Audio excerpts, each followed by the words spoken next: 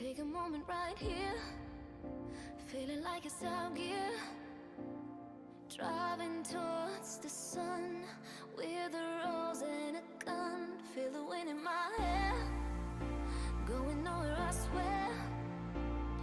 Like an outlaw on the run, dangerous but it's so fun.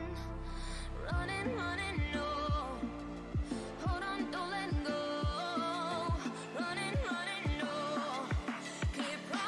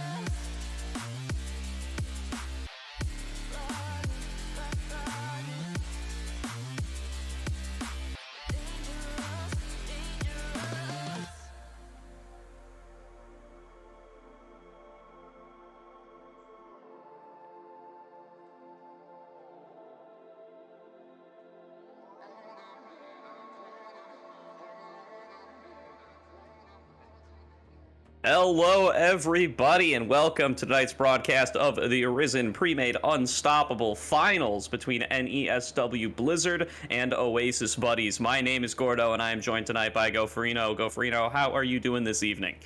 Pretty good. Excited for tonight. When I was first reading over the doc, I was like, okay, yeah. And then I noticed our favorite head of Joduction, Rando Joe, is playing tonight, and we made up a bunch of puns regarding him. Either way, we have two Yordles already taken off the board here. Just trying to pincer off some of these pools here. Either way, and curious to see where else the pick and ban goes here so far, Gordo, because, I mean, I'm expecting a lot of target bans here, a lot of personal beef.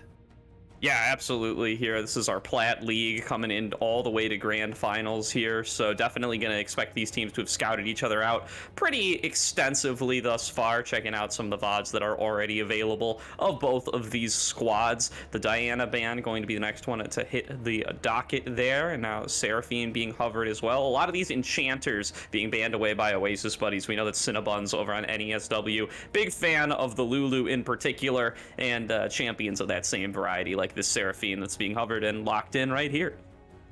Yep, Chanters kind of popping up a little bit more this patch, especially Lulu and Karma, since Lulu did receive some direct buffs. I can't remember if Karma received direct buffs, but people have been experimenting more and more since Shurelya's is a very good item. You can also triple flex both the Lulu and Karma if you really want to. Probably going to be more so support orientated, or support lane here if we do see the Lulu, and Karma's probably going to be more of a solo lane, but let's forget that because Nocturne Morgana taken off the table here. Two definitely big powerhouse junglers. However, though, does mean Rumble has slipped through if either of these teams wants to try and prioritize that here, Gordo. Yeah, or the Udyr. All these leagues are just really underselling that Udyr. We can see with every MSI game that champion is still top tier, that the professional jungle scene at least still values that character incredibly highly. Did not get the same sorts of bans that Hecarim did when they were trying to shake up the jungle meta, and is still really, really good. Is of course affected by the Turbo Chem Tank nerfs, sure, but can still pretty much just power clear with the best of them, and is still super effective coming into these games, as that is going to be Felios, not Rel. So we're going to keep that in mind going forward. I'll drop that in the old Twitch chat, make sure everybody knows. Thank you, Joe Draft, otherwise known as Pro Draft. Either way, Aphelios as the first pick, definitely interesting since that can be abused. The Thresh is still open since everybody loves to pair that Thresh with the more mobile hyper carry 80 carries like that Aphelios, like the Jinx, like the Twitch, because it does give you that extra safety with the Lantern. But since there are other big name ADCs that can counter it still up on the board, like really want to the Drake. Okay, don't do that. Does that mean Aphelios is Rel? Aphelios must be Rel, right? If that's... Yeah, Aphelios is Rel. Okay. Rel is Aphelios. Cool. Okay. What a confusing draft. Thank you for being so bug-free, Pro Draft. Either way, though, the Rel is definitely a nice pick to abuse that Aphelios.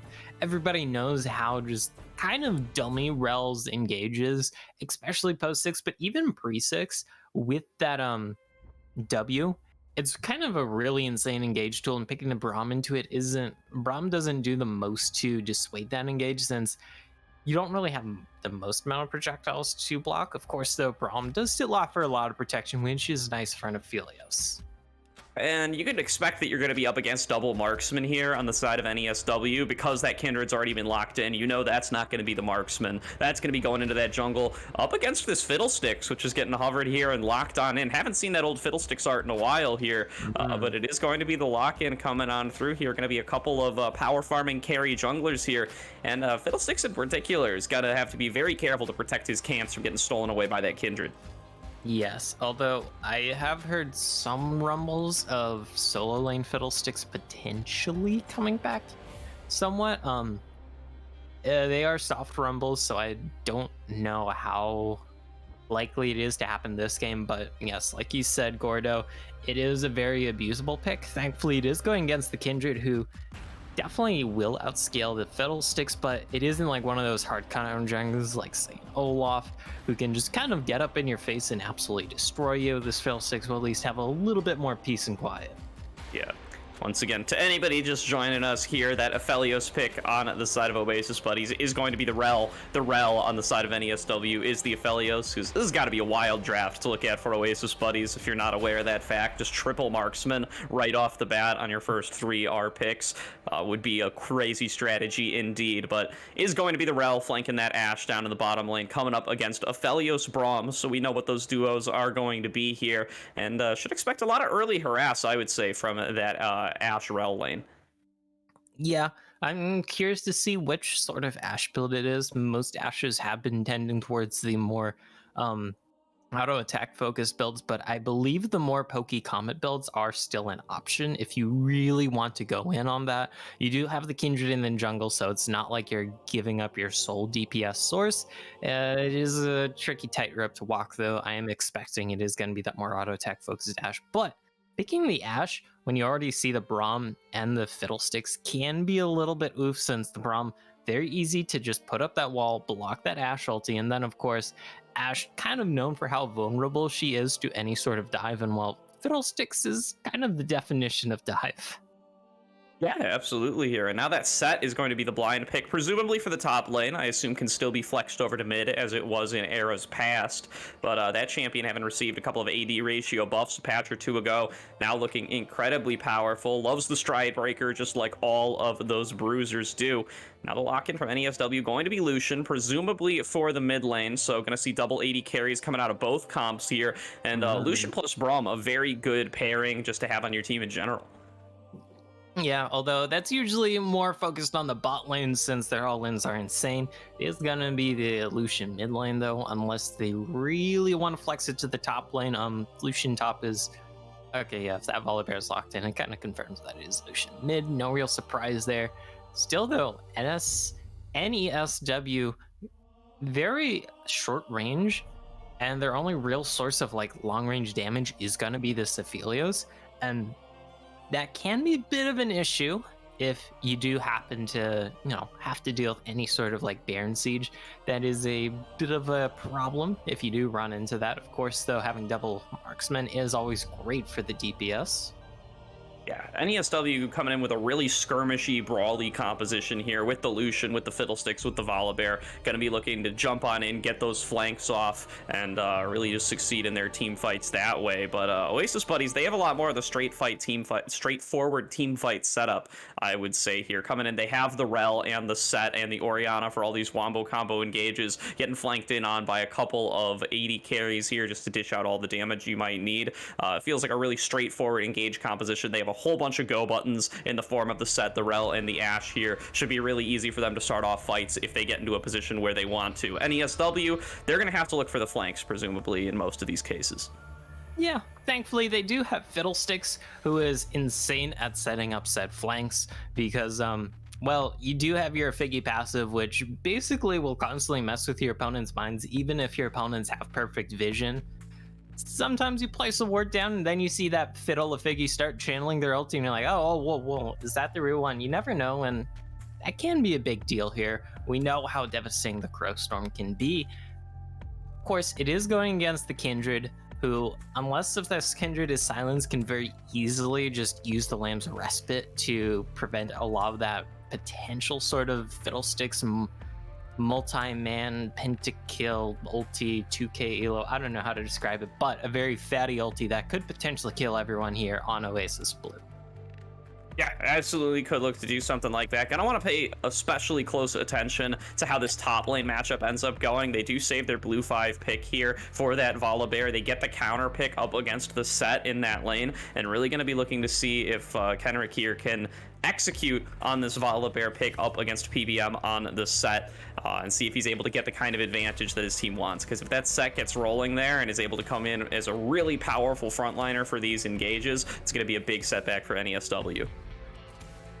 Yeah, of course, though, I mean, it is a set that would be having to run through a Braum and Fiddlesticks and even Volibear too, because Set doesn't exactly have the longest engage range, even with the Stridebreaker. Stridebreaker definitely helps a ton. However, though, if you got silenced or feared by a Fiddle, if you got that Braum passive ticking on you, that can make it a hard time for this Set.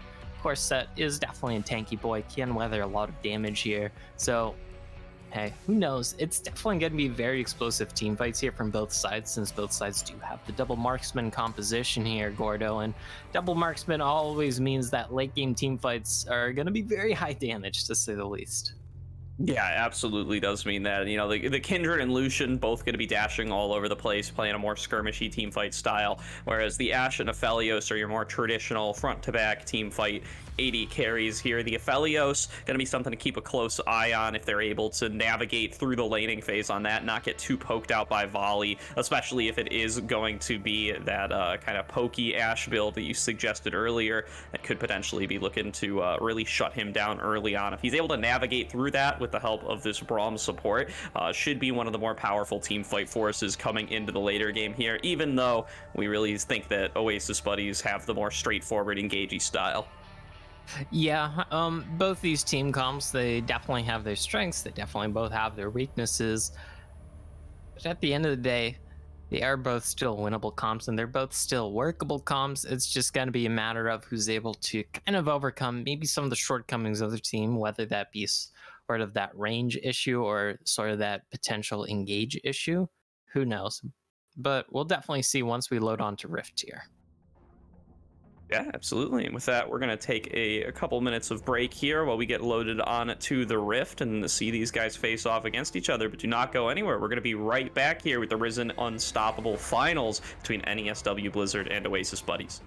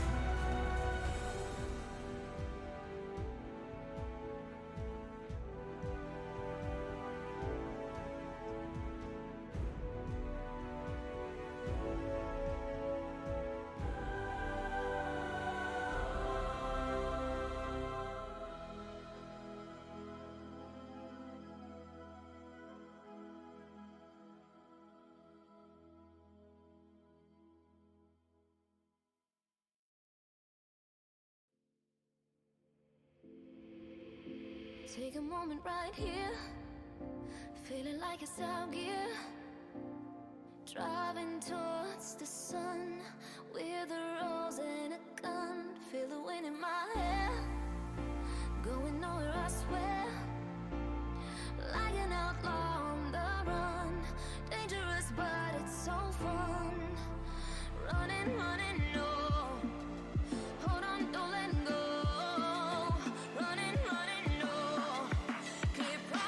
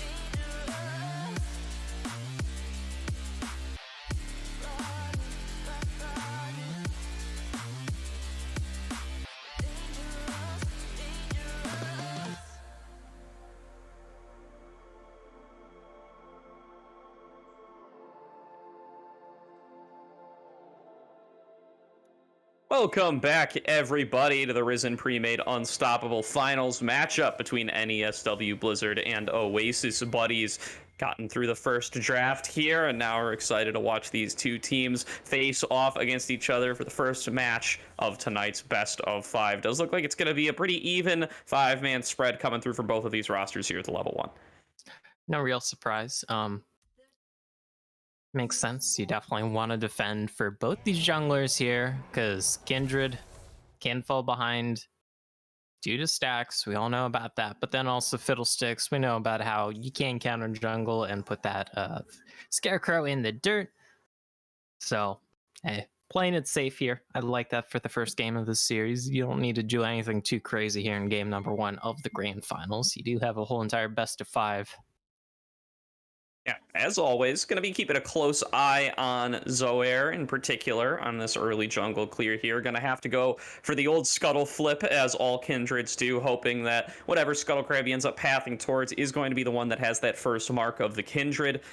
Just going to be the one of the great coin flips of playing Kindred here, where you either get off to a nice start or you have to delay your first mark based pretty much on RNG here. So we'll see if they're able to adapt to that at all based on where the spawn actually does come through. Ooh, and I like this Zovan start here. Just doing the fiddle thing where you don't really need a leash and you're taking 2 camps at once. Definitely a very little poggers thing to do to let your laners get to lane early. Just let them get that free extra prio. Always nice and helpful, especially for this top lane, because talk about how PBM can potentially be a bit of a thorn in the side for Kenrick. Yeah, absolutely should be expected to win that matchup early on here as the Volibear.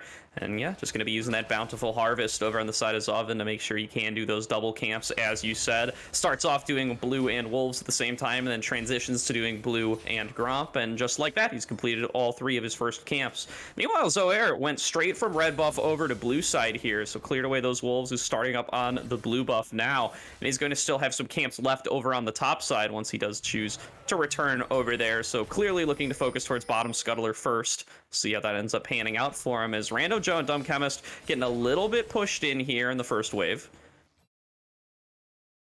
A little bit of an oofer. I mean, Rel does usually want that level 2 for those very sick all-ins, because then you're able to do the Ferromancy plus Repel combo to get that knockup, to get that stun, just keep someone locked on up. And I mean, Ashe kind of really wants a few levels herself, not known for early game burst, as PBM gonna be eating a lot of damage. It will throw back a ton in return, so top lane definitely been bloody so far in terms of the 1 versus 1 trading, and both these junglers, I feel Gordo might be eyeing up that top lane here. Yeah, absolutely. Here, PBM taking another chunk here from Kenrick's Volibear. So that is going to be the first spawn here, and the coin flip has been won by Zoair here. That is going to be his first mark of the Kindred, and he is going to be able to claim that one for himself. So now Cinnabons posturing a little bit aggressively in the bottom lane. They wanted to try to path on up and try to interrupt that Scuttler if possible, but simply something that isn't in the cards there. Zoair is going to be able to claim that and is going for a little bit of a double scuttle here. Knows that the Fiddlestick's probably not going to be the best equipped to be doing that little mini objective there, and Zoven is in fact on the bottom side of the map. Not sure if he's been spotted out, but he definitely has now. So Zoair gonna successfully complete the double scuttle, be off to a nice early advantage here on this Kindred. That is one of the downfalls here for Zoven, since they did want to go for the full clear here, and they definitely do get it, and they are even in terms of CS more or less when it comes to these camps. However, though, it does mean that with the double scuttles going over to this Kindred able to have more river control, grant more vision control to their team, as maybe a little bit of a gank shaping up here in the top lane. Don't think too much is going to happen here, though, with just how things are shaping up with that top wave. So here, though, might be looking for a little bit of counter jungling, as that Grump is the next mark. Yeah, throws down a ward there, has been pinged on out there by Zoven, so I suspect that there might be some shenanigans going down. Cinnabons has roamed over from the mid lane, is prepared to do battle over that big old frog right there, if that is necessary, but does not appear to be the case, as Zoair has decided to just back on away here. Kenrick taking the wrong end of a big old haymaker there in the top lane, having some unfavorable trading now up against PBM's set here, following, well, actually no recalls have yet come through from either one, but PBM really trying to get this wave shoved on in here, make sure he can take that first reset here. He's going to grab a pickaxe, try to march back to lane without expending the TP if he can accomplish that. See, because I believe this should be a free recall here for this set. PBM should be able to get back in time, maybe lose a minion or two to tower. Won't be the biggest steal. That pickaxe is gonna be handy, working towards the chain spike iron whip. That is a lot of words for what builds into a tier 3, or sorry, a mythic item, I should say. Either way, hey, it's gonna be going against the plated steel cap / ninja tabi though, so this set damage gonna be very reliant on that haymaker.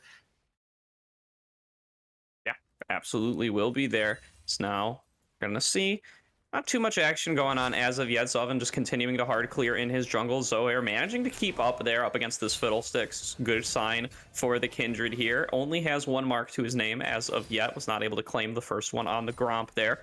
But first dragon is alive here. Would be interesting if either team were able to make something happen in this bottom lane. We do see Zoven is pathing like he wants to go for an attempt, but just doesn't seem like there's enough aggression really coming in from the side of OB to set up for this Fiddlesticks.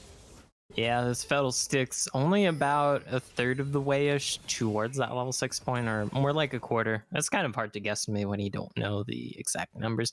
Either way, this Fiddle probably wants to do another like jungle clear before they have ulti, because Fiddlesticks with ulti and without ulti is the night and day difference. It is a very large power spike. Everybody knows how much that Crow Storm can just kind of hit. Yeah, certainly can here. So now we're going to see some grouping up over on the top side. There is Scuttle.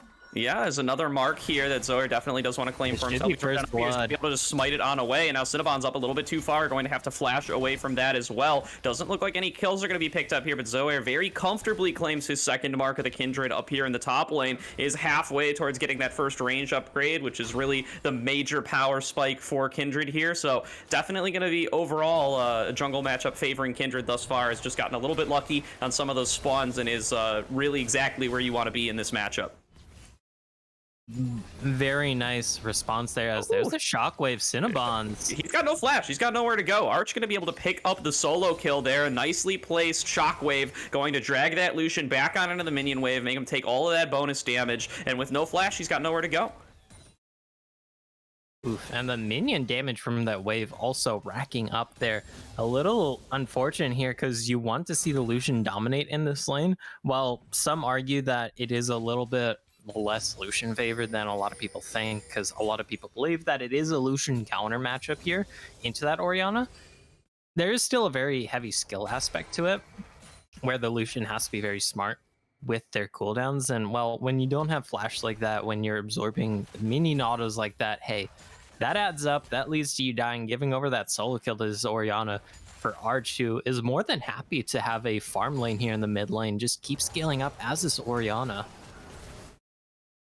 Yeah, absolutely. You really should never be in a position where the ball is in such a way that you can't relentless pursuit away from the shockwave, but he ends up just expending it a little bit too early and is there's the ulti for the all-in, and that is going to be the Fiddlesticks ultimate channeled here right onto Arch. He does have the flash, but not even going to get the opportunity to use it. Is going to end up going down there. It's PBM going aggressively onto Kenrick here to interrupt that Volibear recall. Goes in for a big haymaker as well. Takes a couple of extra turret shots for his troubles. Not going to be a solo bolo up in that top lane this time around, but is going to delay that recall from the set as there's some action going on in the bottom lane as well. But attract repel from Dumb Chemist going to be enough to thwart that engage. They're going to back on away here in this bottom lane, but Oasis buddies now getting a little bit bullied out of their bottom lane here. Want to go for a recall soon, as now we're going aggressively onto PBM up in the top lane. He's going to go for the showstopper onto the Fiddlesticks to try to guarantee his escape, but the fear does come on through, and there is the Stormbringer from Kendrick to finish off the extra kill there. Volibear gets first kill of the top lane. That's exactly where that Volibear does want to be, as now Dumb Chemist is going aggressively in this bottom lane.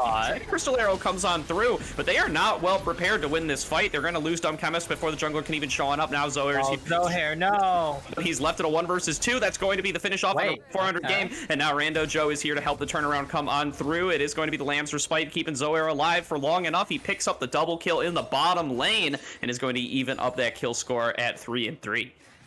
That was definitely a little too close for comfort there in that bot lane, but thankfully the 2-for-1 coming out here for Oasis buddies, being able to kill on Rando Joe's Ashe as well as Zohair's Kindred. Always very appreciated, as those will be two very big carries. A lot of action did just happen here in the past few minutes, Gordo, so you're gonna have to take a little bit of time to digest that, and hopefully not too much else will happen there while we kind of explain the shenanigans that has happened here. Perhaps. Never mind.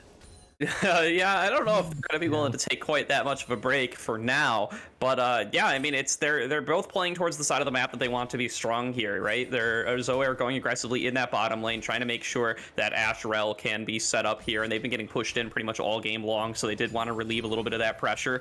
And meanwhile, Zoven wants to set up in the top lane, wants to make sure that Kenrick is going to be able to have success in this counter matchup he went for, and that's going to be the first start of it right there, where he's able to pull off that dive, and now he's going for a repeat gank here. They know that PBM has no access to the bush, doesn't even have access to the showstopper yet. He's going for a little bit of shenanigans in the bush here, trying to escape, but it's just going to get hit with that fear, going to get hit with that stun, going to get hit with that Fiddlesticks ultimate, and has pretty much nowhere to go. He does get a nice face breaker into both of them to get the stun off onto them, but it's just not going to end up being enough, as now Dumb Chemist going aggressively here, going to flash forward to finish off that kill with that lance, and is going to pick that one up as well. It's another 1-for-1 across the map here. Cinnabon's getting punished in the mid lane, while PBM gets punished in the top.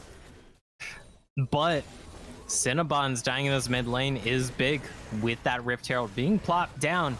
These plates still on up here, Gordo, and this will be a sizable chunk of gold going into the Orianna and Kindred's pockets here, as well as potentially first tower here in this mid lane.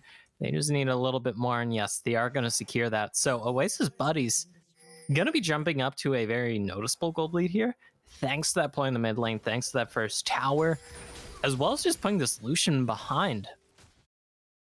Yeah, absolutely. They're just doing a lot to make sure that Cinnabons is not going to be at a favorable position coming out of this lane. Has a substantial CS deficit, and now we're in 400 game. Going to get hit by that enchanted crystal arrow. Going to cleanse up onto it, but Cinnabons now is left out to dry a little bit. Going to get executed on down by Zohair's damage, but does not have access to the Lamb's Respite to stay alive. He's going to get traded back on here by Zoven, who is now forced into that stasis there. They're going to try to finish him off. He's trying to drain as much as he can with that bountiful harvest, and is actually able to turn it back around onto Rando Joe. Now is trying to keep the fight going, and is going to fall down as a result. A triple kill gets picked up by Ran 400 game in the bot lane, as the side of Oasis buddies, they just bite off more than they can chew on that gank. Yeah, using so much of their abilities there to finish off Cinnabons' Braum, leaves them open. It means Zovin's Fiddlesticks able to flash on in, able to get that fear, kill off that Kindred here for Zohair, who still had that Lamb's Respite, but not able to cast it before they died there, thanks to the silence, thanks to all the damage, and then also Ran 400 game. Yeah, 4-1 as this Aphelios, already has the Mythic completed, already has the Zerkers completed as well as this Aphelios, so gonna be sitting very high and mighty as this big potential carry for his team, and that's something you're gonna have to watch out for.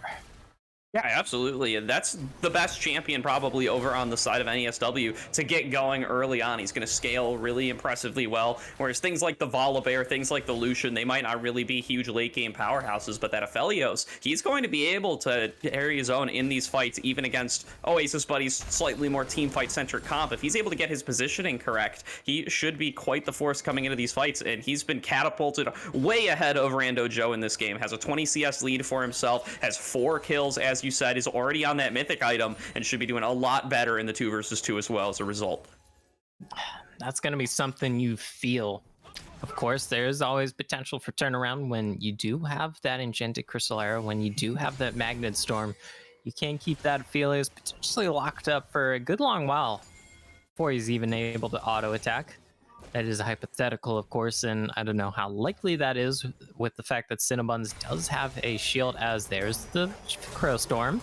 Yeah, once again, Zoven just camping up in this top lane and finding a lot of success as a result. PBM continues to just get bullied by this Fiddlesticks. He's popping out of every bush. He's having nightmares about it at this point, and you can't really blame him as Zoven successfully continues to snowball both himself and his top laner through repeated ganks on set and repeated punishes of his lack of mobility. The Stride Breaker should be helping that out a little bit here, but as you saw in that last gank, he didn't even have the opportunity to flash or showstopper out of there. Just too much positional advantage for the side of NESW in the top lane once Zoven can get set up appropriately. To be fair, though, it does mean here Zohair on the bot side able to counter jungle a lot. I will hold that here as we have a dive being set up. Look for the shockwave, as that's a great ulti. Yeah, coming in aggressively is Ran 400 game. Going to be executing down onto Zohair before the Lamb's Rice Bait can even come on through, and now Dumb Chemist is a little bit far up. But that's a nice Volibear coming through from Arch. Manages to turn it on around. The teleport has come on through from Volibear. Kenrick looking to pick up on kills wherever he can. So now Arch has to head for the hills here. It's a 2 for 2 all in all. The Volibear really threatening to turn around that fight there. Stops Oasis Buddies in their tracks, even though they were really looking good after that shockwave.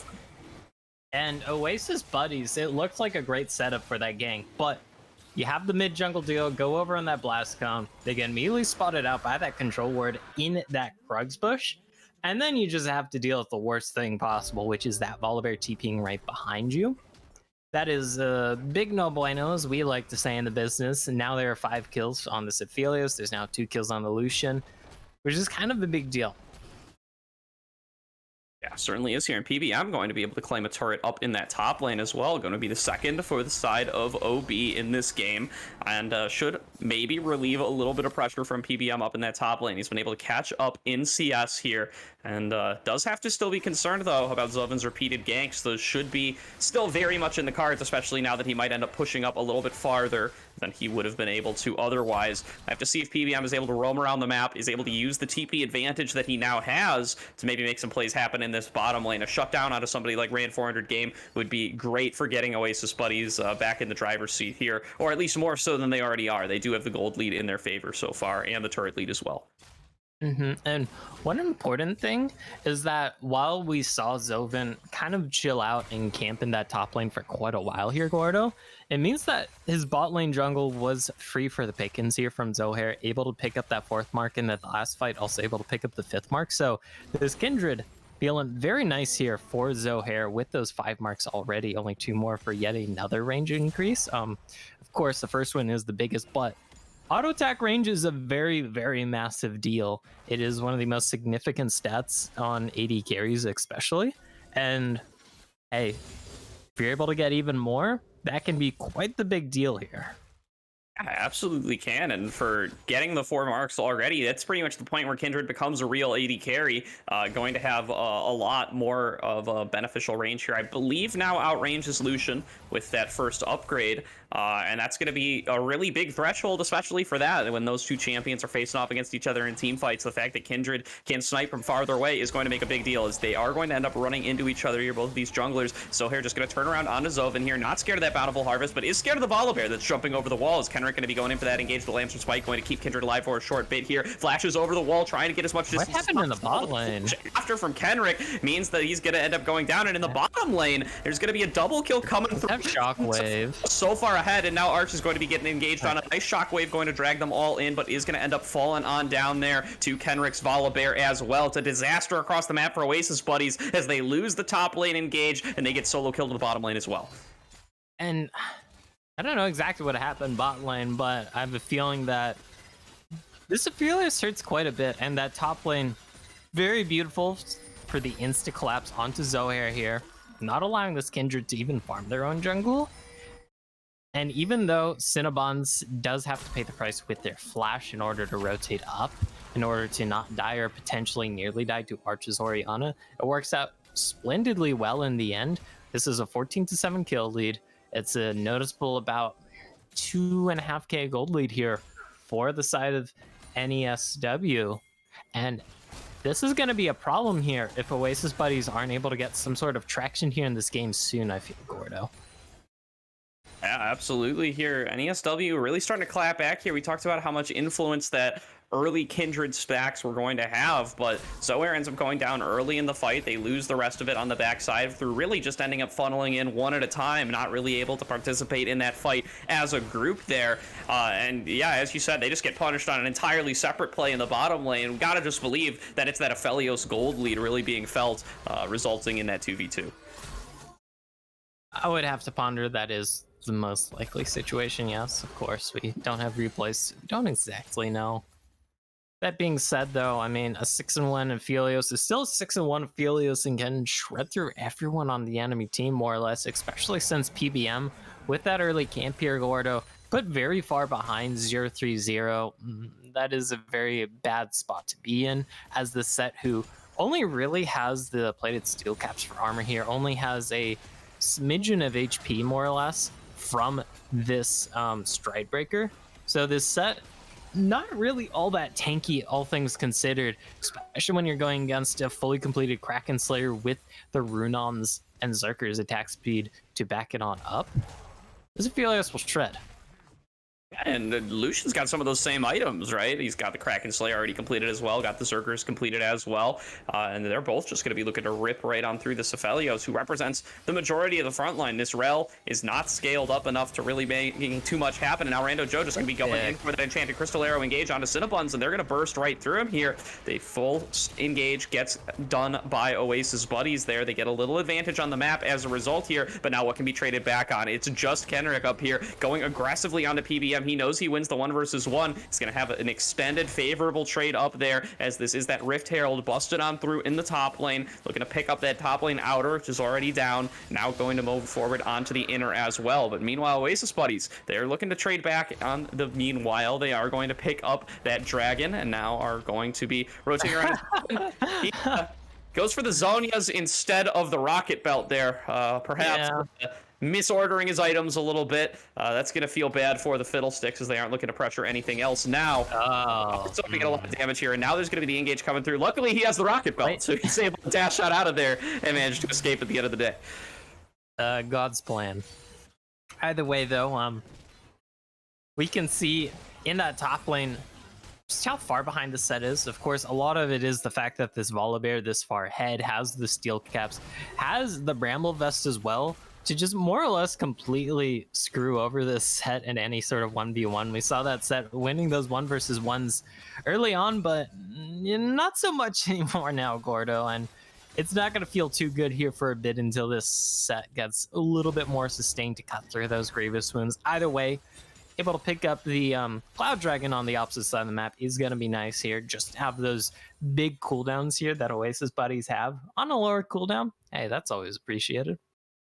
It absolutely is here, and 14-8 kill score looks a little bit like it's NESW's favor, but the Dragons are over in OB's side, and this 2k gold lead, 1.5k even, really not going to be incredibly substantial as we're taking over to 22.5 minutes here. It could still go either way. This is not really snowballing out of control for either side as of yet. Just want to see how these team fights are going to be executed, and thus far, when it comes down to brass tacks, it really has favored NESW Blizzard more often than not, as they're maybe losing one member to picks here and there, but by and large they are able to execute out on these team fights and take them the way that they want to.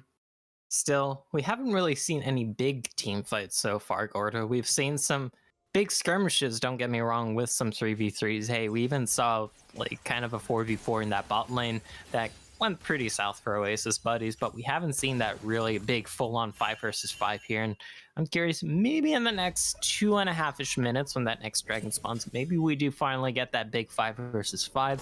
Who knows? Because it is just a cloud dragon. It isn't the biggest deal, even with the big ultimates we have this game.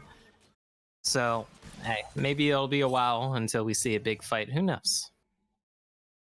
Yeah, we'll have to see how these setups are going to come on through. Oasis buddies have been the ones with a little bit more control over the dragon, at least as of late, especially with how powerful Zohair here is on this Kindred. Is sitting currently at 6 stacks, so is 1 away from being able to get that next range upgrade that is oh so coveted for any Kindred player here.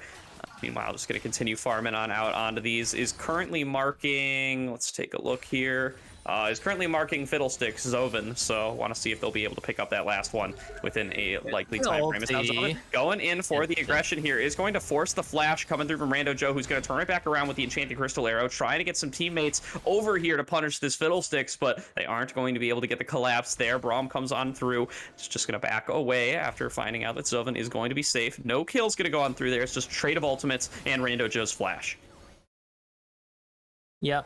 Still big though, since Ashe only has flash up every 5-ish minutes, and that's always easy to abuse. Rando Joe probably thinking more teammates are in the area to follow up on that, because Fiddlesticks, even with the Zonia, is still very easy to burst out, with just how squishy that champion is naturally. But when you're that far away and the only homie in a 10-mile radius happens to be Zohair's Kindred, not gonna work out. Still, ulti should be back up here for this next dragon, and that is going to be a big point here, Gordo. Yeah, absolutely is going to be. So is Rando Joe's flash, as they are going to be looking to get onto the opposing AD carry to make some magic happen there, and not being able to have that short range blink going to have a major impact for Oasis buddies here. So want to keep a close eye on Rando Joe's positioning. Going to have to be a lot more conservative here to make sure that somebody like Volibear, somebody like Fiddlestick, somebody like Lucian don't get right up in his face and take him out. Maybe looking to hug Zohair a little bit more, so can use that Lamb's Respite to make sure that still going to be getting some value out of Ashe. Yep, thankfully as Ashe, you do always have that innate value, but with how far behind Rando Joe is, never mind. By the blue ward, and is just going to get fully engaged on here by everybody on NESW. A nice pickup there right before this next dragon spawn, going to make it a 4v5 on the map. It does cost 2 big ultimates though in that Moonlight Vigil and the Crow Storm, so maybe that means the cooldowns will be in favor of Oasis buddies here, but Baron's actually the call. You do have these double AD carries, one of which is extremely fed, so you will shred through this Baron, but the magic resist debuff, is that the smartest move here? Who knows, because there's a shockwave that will absolutely destroy you. That would have been a huge one right there if the trigger had been pulled by Arch there, but they're just going to be backing on away here as the 5-man squad of NESW are looking to pressure over into the red side jungle. Both parties just going to disengage now, and NESW, they're going to go back to plan A. They're going to return to this dragon here and make sure that they're at least able to pick that one up, but Dumb Chemist is respawned and has regrouped with the team. This is going to be a 5v5 go for Reno. They can look for this. I don't think they'll grab the dragon here since they're a little late to it, but maybe they can take the fight. Yeah, that's a huge engage coming through from Dumb Chemist there. The storm, but now Zoven coming back on through there with the Crow Storm, dealing out so much damage, is now going to cloud into that ultimate. Rando Joe! Man, Shockwave to turn around the fight from Arch, and that's it for the side of Oasis buddies. They're able to take it 5-0. They keep everybody alive in Zohair's Lamb's Respite and set up for the massive Shockwave. How the hell did everyone on Oasis buddies survive that? I don't know. Next up in biggest mystery is the Bermuda Triangle. Either way, though, sure, they lose the dragon, but picking up that 5-0, grabbing this Baron as well. You will take that every single day, Gordo, and they will be taking this Baron easy peasy lemon squeezy as the victories of their war, or victories of their toils here. I forget the exact saying. Sayings are hard because the English language kind of sucks. Either way, that is an insanely big pickup, and if we want to play the Zohair stack game with this newly acquired stack, it stacks as this Kindred.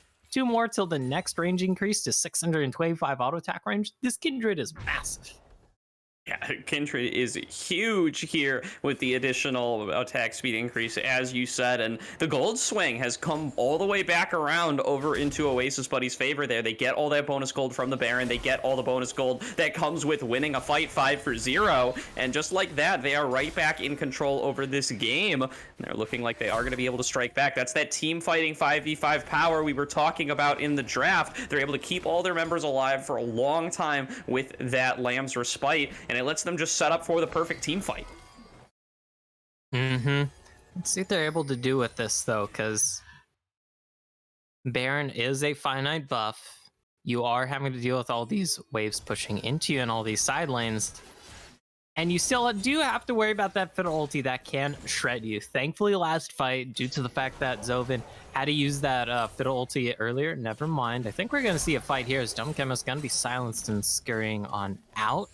Still feel some tension in the air, Gordo, so I'm just going to leave it to you in case a fight breaks out. Yeah, that's going to do just as the Enchanted Crystal Arrow going to come on through, and that's going to be a 3-man Magnet Storm coming through from the side of Dumb Chemist. The re-engage coming on through from Kenrick, trying to take the fight into the back line, but he's just going to get shut on down by Zoe. It's a huge cross arm in the middle of everybody as Zoven trying to turn around the fight, but he's going to get shut down right away, and once again, Lamb's Respite is keeping everybody on Oasis for so long. They turn around the fight again. This time, it's a 5-for-1. They are playing perfectly around Lamb's Respite. None of the 80 carries fall on down, and they're just able to pick off the members of NESW one after another. The gold lead now has ballooned to a huge degree, and Oasis Buddies have full control. Yeah, NESW there playing up very far, thinking they're still ahead in this game, and to their credit, before that fight, it was still at least fairly even, but you have the fiddlesticks. You need to be the one catching out the enemy team, not getting caught out yourself. That's never going to work, because now you just instantly lose that inhibitor, looking to lose even more here in the top lane. This is a very, very rough situation when you have these two enemy AD carries that are absolutely massive, but you also still have the Rel set in Orianna for all that insane zone control. Yeah, it's not a good position here. Look at all the damage coming through on a Cinnabons. They're just going to finish him on off while nobody else is able to back him up. Zoven has already used the Crow Storm here to try to engage onto Zohair, but he's just trying to back on away and trying to keep himself alive as long as possible as all this damage is coming through over in that top lane from the side of OB. They're going to force back the other side. Rando Joe was taken down somewhere in the middle of all of that, but it's really only going to end up being a 1-for-1. Oasis Buddies, they're looking for the resets anyway. There's no objectives left on the map for NESW to go for. And if we take a look at the gold here, Gordo, we can see it's actually relatively even in most lanes, except for in this middle lane where Arch has that insanely massive 4,000 gold lead over their counterpart. In all the other lanes, it's a slight but noticeable lead, except for in that jungle, and that is a big deal, because that means if you're able to take out Arch here, as NESW, it's going to be much more even footing. And that might just be a big comeback mechanic here for NESW into this game, potentially. Yeah, absolutely will. It's going to be the kind of team fight that they need here. They really need to be able to get their engages off and be able to finish off people before the Lamb's Respite or something of like happens. Is now it's going to be a huge Crow Storm coming through on a Rando Joe, just getting bullied this game. Zoven's going to be able to pick this one up, but he's going to get traded back on here. It's Fiddlesticks for Ash, and just a 1-for-1 at the end of the day here. With this next dragon coming up really soon, Zoven's the smite for the side of NESW, so Oasis Buddies really should be golden here to be able to pick up this third Cloud Drake. What? You're kidding me. Kenrick steals it with the Sky. Zohair has smite. Yeah, that's a disaster. That's uh-oh. Like, that's so free. I mean, I know it's easy for us. We have hindsight 2020. We had the full vision there. We saw Kenrick over the wall there, but still, Zohair has the smite. Just do it just in case. You never know. And also, you can see Sky Splitter, like, as it's coming down. It makes, like, a big old circle right there on the map. Yeah, to be fair, it is a little bit of a short time and might be hard to see, yada, yada, yada. Of course. But we can still throw a little bit of Pepega question marks towards Zohair's way. Puts the enemy team on soul point. Still firm control here for Oasis Buddies, so it's not the biggest detriment, but you would have liked to be on soul point yourself. You absolutely would be, but I think it's looking almost a little unlikely that we even get that far, Gopherino, as these last team fights have been going firmly in Oasis Buddies' way. They have a 7.5K gold lead for themselves here, just about, and if they get a nice engage off here, if they see an opportunity to take even a mediocre engage, they're just going to take it here because they can anticipate that they should be able to win out these fights. Yeah, we do have Baron coming up here in just under 15 seconds. We have over 3 minutes till that next dragon, so both these teams gonna be playing the Baron game here, although one of these teams, spoiler alert, it is Oasis Buddies, they do have that inhib down, which is giving them that free prio and free control in this mid lane, which is going to be very helpful when it comes to contesting vision around this Baron Gordo. Of course, if you don't have vision, we can already see side of NESW setting up a lot of vision, even counter jungling some. That can be scary. Certainly can be, as we are going to see pretty much all 10 players in the game now are hanging out on this red side jungle. The effigy of Fiddlesticks going to get spooked away here. Kenrick hanging out in this bush, but he is on vision. That's going to be the engage coming on through. A lot of flows coming on across, and Zoe are looking to just finish this one off. That's the showstopper for PBM into the back line. He's in a little bit of a 1 versus 4 here, though. Zoven is running interference for the rest of the team. They're going to take out Zoven first, but it is likely going to be PBM to follow soon, but he stay alive for so long with all the shielding, has managed to survive out the entire fight, and it's just going to be Oasis Buddies taking it front to back here. They've already finished off 4 members. There's only going to be Cinnabons left alive, and that should pretty much be the game. Oasis Buddies can just rampage on through mid lane. And NESW, it looked kind of close there, but not able to finish it off there because it's only that Fiddlesticks having to deal with that enemy Kindred ultimate there, and also PBM able to go in 1 versus 4, pick up the enemy fed carry here, Gordo, and that is gonna be a game 1 comeback here for Oasis Buddies after being down in the hole a bit. Yeah, I was watching Zoven dive in onto the remaining members of Oasis Buddies, and I was just waiting to see PBM's name pop up in the kill feed there, and it just never happened. He stays alive with the Haymaker shield for so long, gets the disengage off with the assistance of his Stride Breaker, and he never falls down in the first place. His team can finish off Zoven and then meet him in the fight before he goes down in a 1 versus 4. Just an insane lead for PBM there. Yeah, because you have to keep in mind, PBM also got kind of giga-camped in lane, fell 0-3, but ends the game 1-3-8. So props to that mentality of steel that, you know, top laners can have it the hardest when they get camped and fall behind. Props to PBM for keeping their hand in the game here and putting his team, or helping his team, bring themselves to this 1-0 lead in this best of 5, Gordo. Yeah, absolutely. Great execution in each and every team fight from Oasis Buddies there. They got picked off here and there. They fell victim to quite a few ganks coming through from Zoven, but by the time it was time to group up and set up for these objectives, they were able to execute on their team fight time after time. 3 fights in a row just go absolutely in their way with barely any kills. Maybe 1 kill over the course of 3 team fights ended up going over towards NESW. Yeah. And even then it was just Dumb Chemist. Just an excellent performance from these guys in game 1, and they're going to be looking to carry that through for the rest of this best of 5. Yep, but we'll have to see coming into this game number 2, because we did see NESW start off with that strong lead for a reason, and it was still a comeback from Oasis Buddies. So who knows, maybe things are a little different in this game number 2. It's definitely going to be a spicy series tonight, but don't go anywhere, viewers, because we're going to have to take a short break here while we prep for game 2.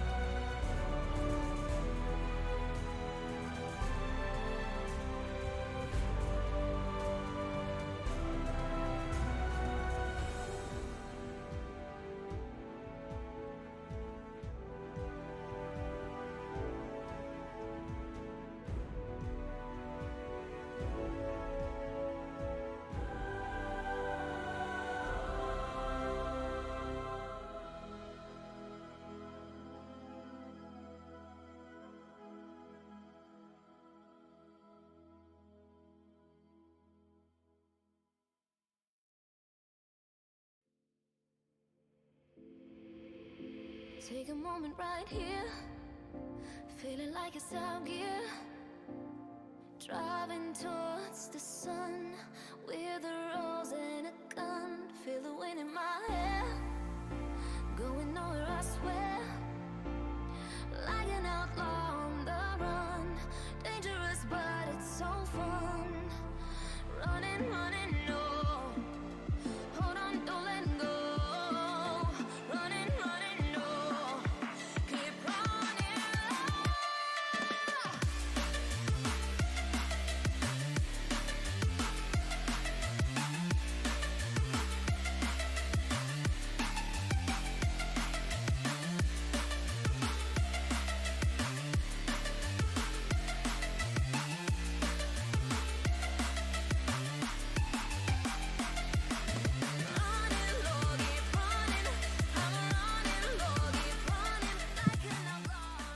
Welcome back, everybody, to the Risen Premade Unstoppable League finals here between NESW, Blizzard, and Oasis Buddies. We are coming at you guys with game number 2 here as Oasis Buddies. They've managed to take game 1 in a pretty convincing fashion, executing their team fight comp as well as they needed to be able to secure that game number 1. Yeah, well, it did take a little bit of comeback on their part, but still definitely pretty great as we are starting the pro draft now. So let's see what the adaptions are here this time around, Gordo. Yeah, definitely going to be keeping an eye here to see what changes from game 1 to game 2, especially as it is going to be the run back sidewise. So NESW going to remain on that blue side while Oasis Buddies staying on red. Is no changes so far. The Tristana ban, the Lulu ban, this is exactly what we saw in game number 1. Yep. Curious if there are any other bans potentially here. I know there tends to be a lot of change up between series, but sticking strong so far. Unsurprising. There was one potential sort of like a I guess target ban if you did want to really go for that. I guess you could go for maybe either the Oriana that came out for Arch, which was really like, oh hey, speak the devil.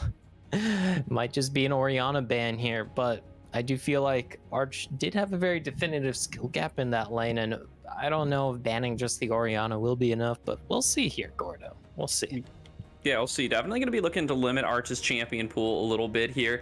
That is going to be the Nocturne left up this time around. NESW did ban that one away with their third ban in game number 1. Now, this was the Morgana for OB in game number 1, and they're hovering it again, and they might just run back that exact same draft that they did last game. Worked out well for them there, and they're going to stick on that strategy.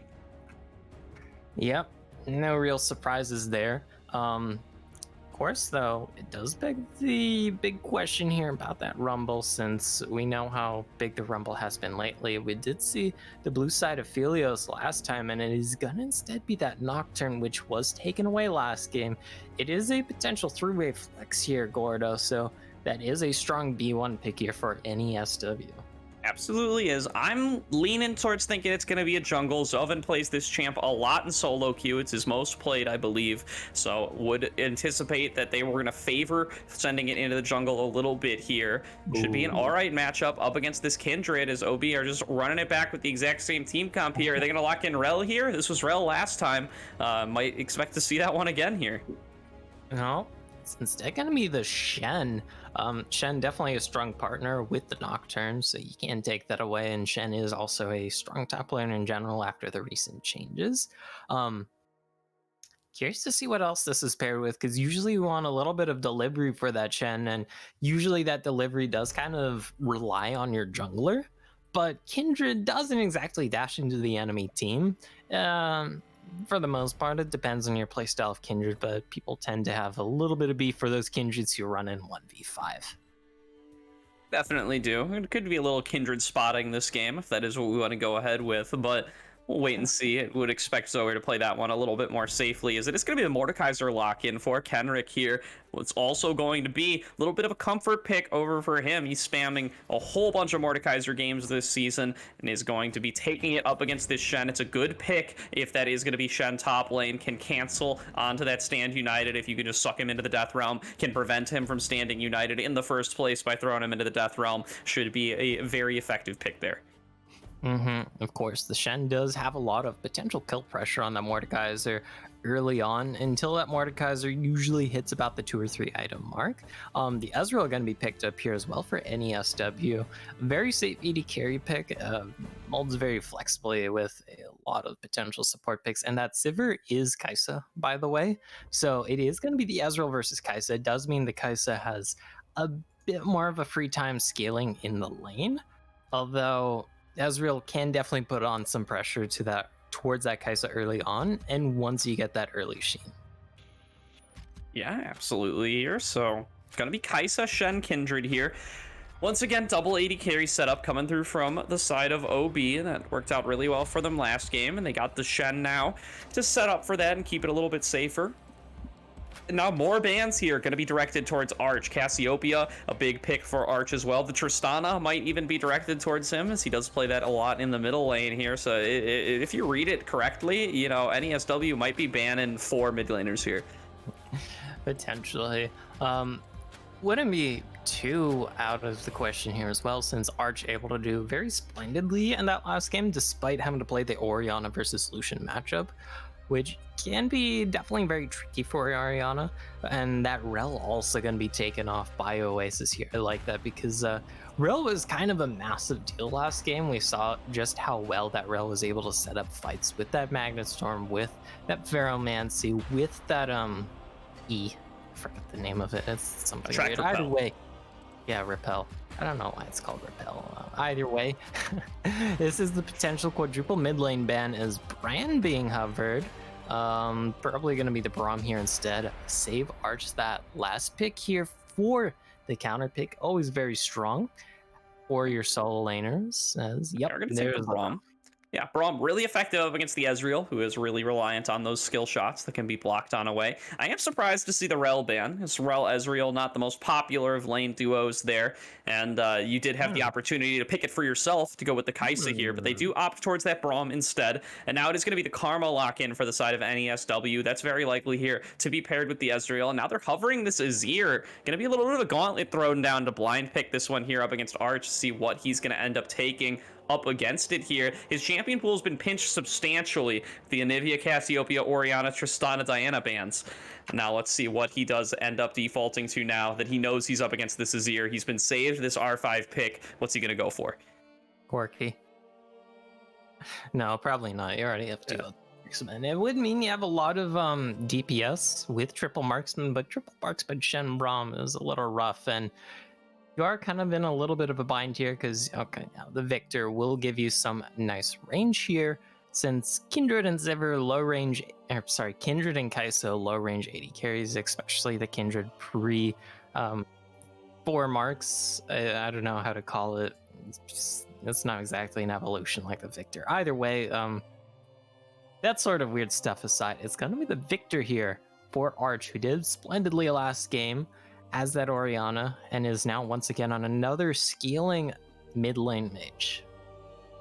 Yeah, it is going to be coming in with a very similar setup to what he had on this Orianna. Going to be trying to just deliver some nice team fight damage for his pair of 80 carries. He's going to be getting set up for that with his top lane support duo who are going to be playing these front lines.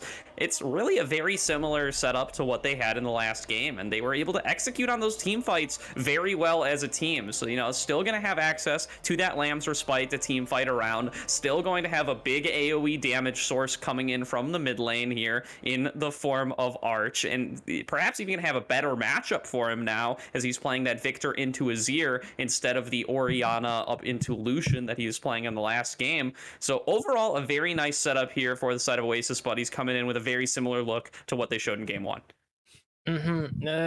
Oasis buddies, I mean, they know the team fighting formula, and they like sticking to that team fighting formula, so props to them. If it ain't broke, don't fix it. Of course, when you do keep up with the same thing over and over, it means your enemies do have an easier time adapting to you and an easier time knowing what your next move is going to be. And maybe we see NESW abuse that this game here, Gordo, because we saw that early lead last time around. We know that NESW was able to put up that early fight and put the enemy team at an early detriment. Will that be different this game? Are they going to be able to get a lead and hold on to it? Who knows? Yeah, definitely, and they have a little bit of a different look over on the side of NESW, as you'd expect from the team that just lost game one here. They've gone for some heavy comfort in their top lane and got the counter pick as well in the form of this Mordekaiser. So definitely going to be keeping a close eye up there to see what Kenrick is able to accomplish on this counter pick up against PBM. Was doing well as the Volibear into set, and now has a much better look as the Mordekaiser into Shen. Likewise, this Nocturne was banned away in game number one, now is being led on through. Excited to see what these Paranoia ultimates are going to be able to accomplish on the side of NESW now that Zovin has a little bit of a more favorable, or a little bit more of a comfort pick.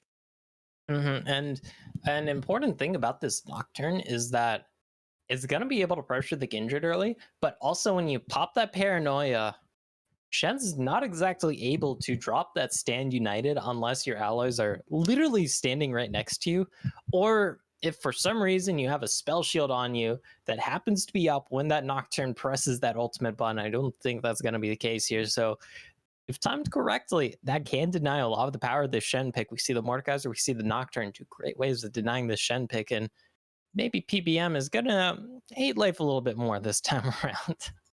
Certainly might here. They did lock in the Shen with the Nocturne already selected, so they know the situation that they're getting this Shen into.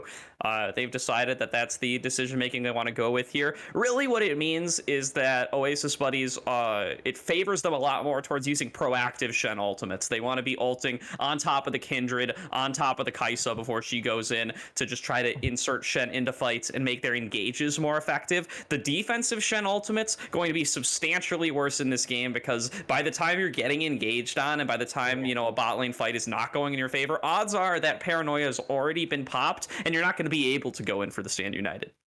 That's an interesting point here, because how do you really use defensive Shen ultis here? Rando Joe doesn't exactly have the best setup as this Kaisa. You don't have the best backline access as this Kaisa. Usually you see the Kaisa paired with things that have major CC or guaranteed CC on the backline, so Kaisa is able to use that killer instinct to get on in and assassinate the backline. Not the case this game, and it's going to be a little bit rough here. Is PBM going to be heavily relying on those defensive Shen ultimates? Thankfully, Zohair does have the Lamb's Respite, so a well-timed, well-placed Lamb's Respite might buy enough time for that Shen to come on in. Who knows? That is going to be the big question for me in this game here, Gordo. Yeah, absolutely. The top lane really is where all the questions are here, because Kenrick now as well, we already talked about how much Mordekaiser he does play, how comfortable he should be on this champion. It's a favorable matchup here. Kenrick was able to show some nice success in that top lane. Granted, it was with a camp from Zovin, but in game number one. So now want to see if he's going to be able to take this 1v1 to PBM now that he's on a stronger matchup than he was last game, with or without the jungle support, because it really is all set up for this Mordekaiser to be successful.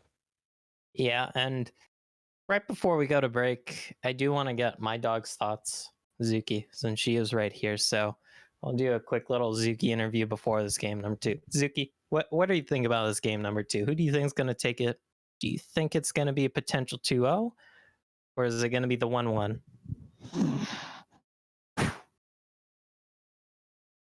And there you have it. I don't know what she said, but she said something. So I'll take her word for it, Gordo. Yeah, it's on the record. And with that, we're going to throw it to a quick break here while we get loaded on up into game 2. But don't touch that browser. We're going to be right back here with game 2 of NESW Blizzard up against Oasis buddies in the Premade Unstoppable Finals.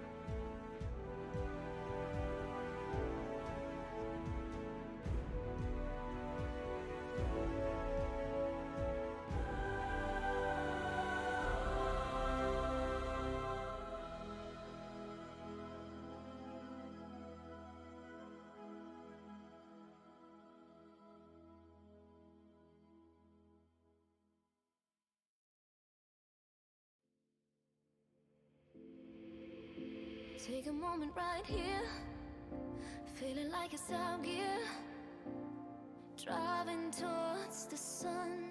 We're the Welcome back, everybody, to the Premade Unstoppable Finals here on Risen Esports between NESW Blizzard and Oasis Buddies. We're running back on the same sides here for Game 2.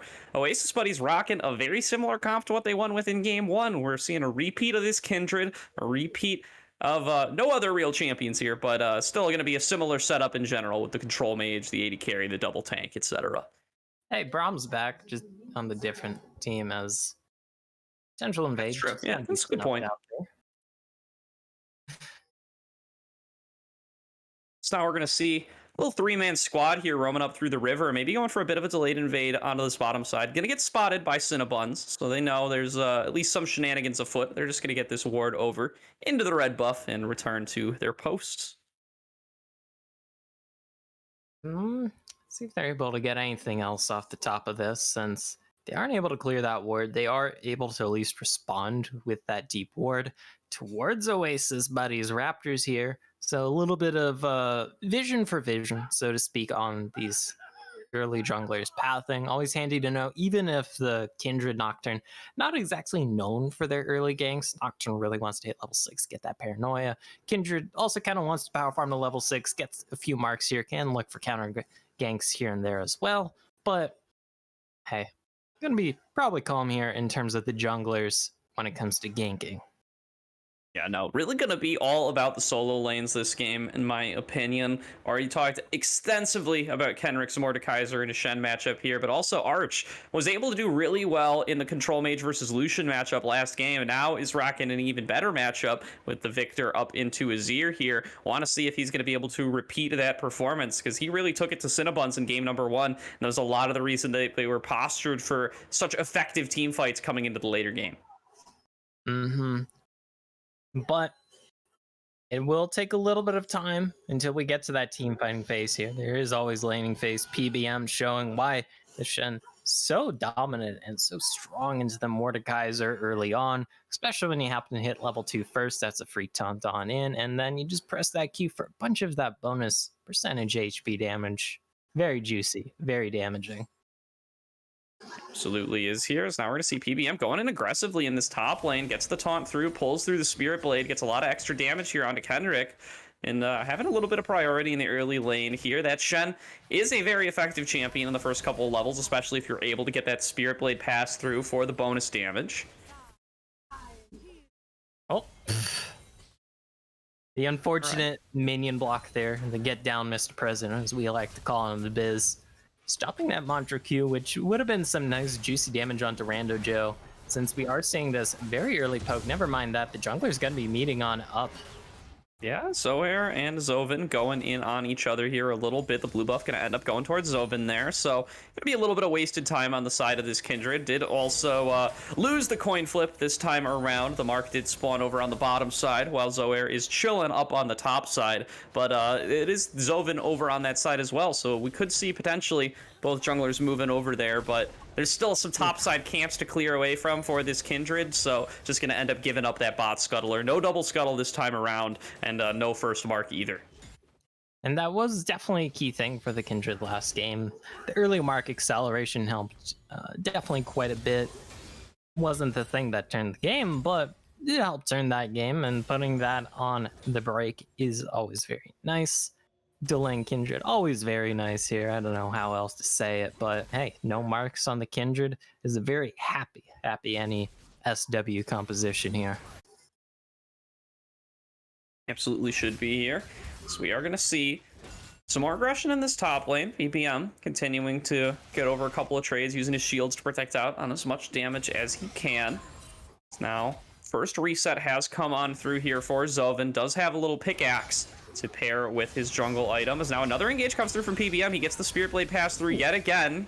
Just getting a lot of really favorable trades up against Kenrick here. That Mordekaiser gonna have to take a recall sooner rather than later, as just keeps finding himself on the wrong end of these Shen trades.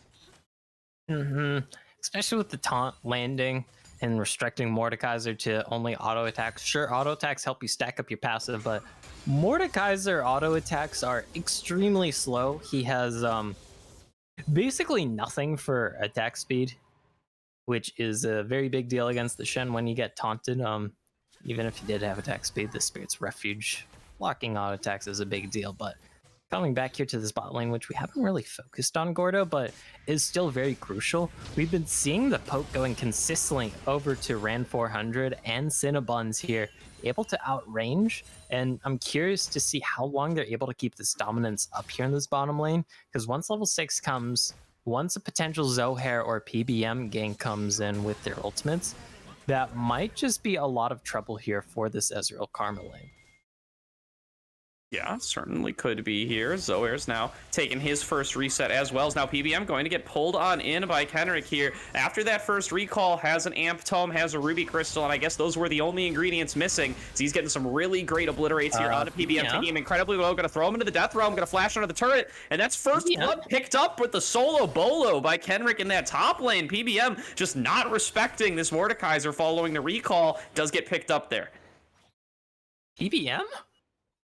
I'm sorry, what was that? Like, that was cocky. Never mind that. Zovin, look in the mid lane. Arch does have ulti. Yeah, Arch though going to have a little gravity field to get himself a little bit of distance. And PBM actually going to teleport towards the mid lane, make sure that Arch feels very safe there. Zohair, meanwhile, going to pick up that dragon, first one of the game, coming over to the side of Oasis buddies, as they managed to pick up a little bit for themselves over on the bottom side, and they certainly need to here, as this top lane now has been set pretty far behind. Kenrick gets a nice 400 gold in the bank for basically nothing. He's able to turn that one there into the Leeching Leer to set up for that Riftmaker later on, and now should be really favored in this 1v1 up against PBM's Merc Treads.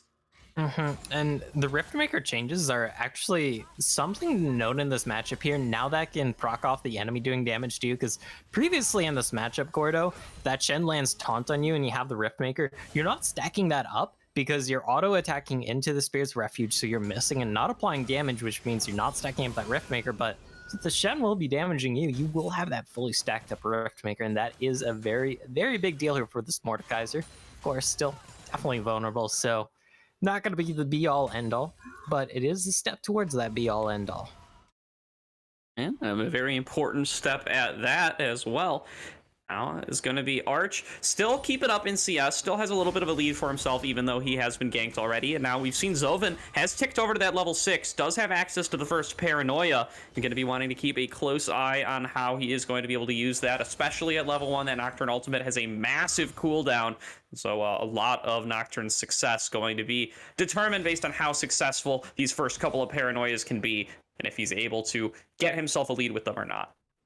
Thankfully for this Nocturne, it does have the ultimate Hunter, so oh lord, excuse me, swallowed some water the wrong way, but does mean that already gonna be a noticeably shorter ultimate even without any stacks. And if you do get a successful gank off as that Nocturne, hey, that's another stack, maybe another 2 or 3 depending on how well it goes, and you can snowball it from there. It does depend on how well this first ultimate goes though, Gordo, and he's gonna be having to look somewhere here. You have the bot lane, which you can look to set up in. You have the mid lane, which you can look to set up in. Both very nice primo spots to gank if you do so, please. And it's gonna be up to this Nocturne. Yeah, he's pathing up towards top lane, looking to maybe get onto PBM here. Wants to make sure that Kenrick doesn't just throw down the Death Realm under turret before he can get up over there, but really Kenrick, what wants to do here is he wants to push the wave in, get it to bounce back so that he can just Death Realm PBM way out in the middle of the lane away from the turret, and then by the time he comes out, Zovin will just be waiting for him. That's the way you want these Mordekaiser ganks to work on out. We'll have to see if that plan does get executed by Kenrick here. And that is always one of the biggest follies of Mordekaiser ganks, if you just ulti them and then just force the 1v1 when your jungler comes in. That's always a little unfortunate.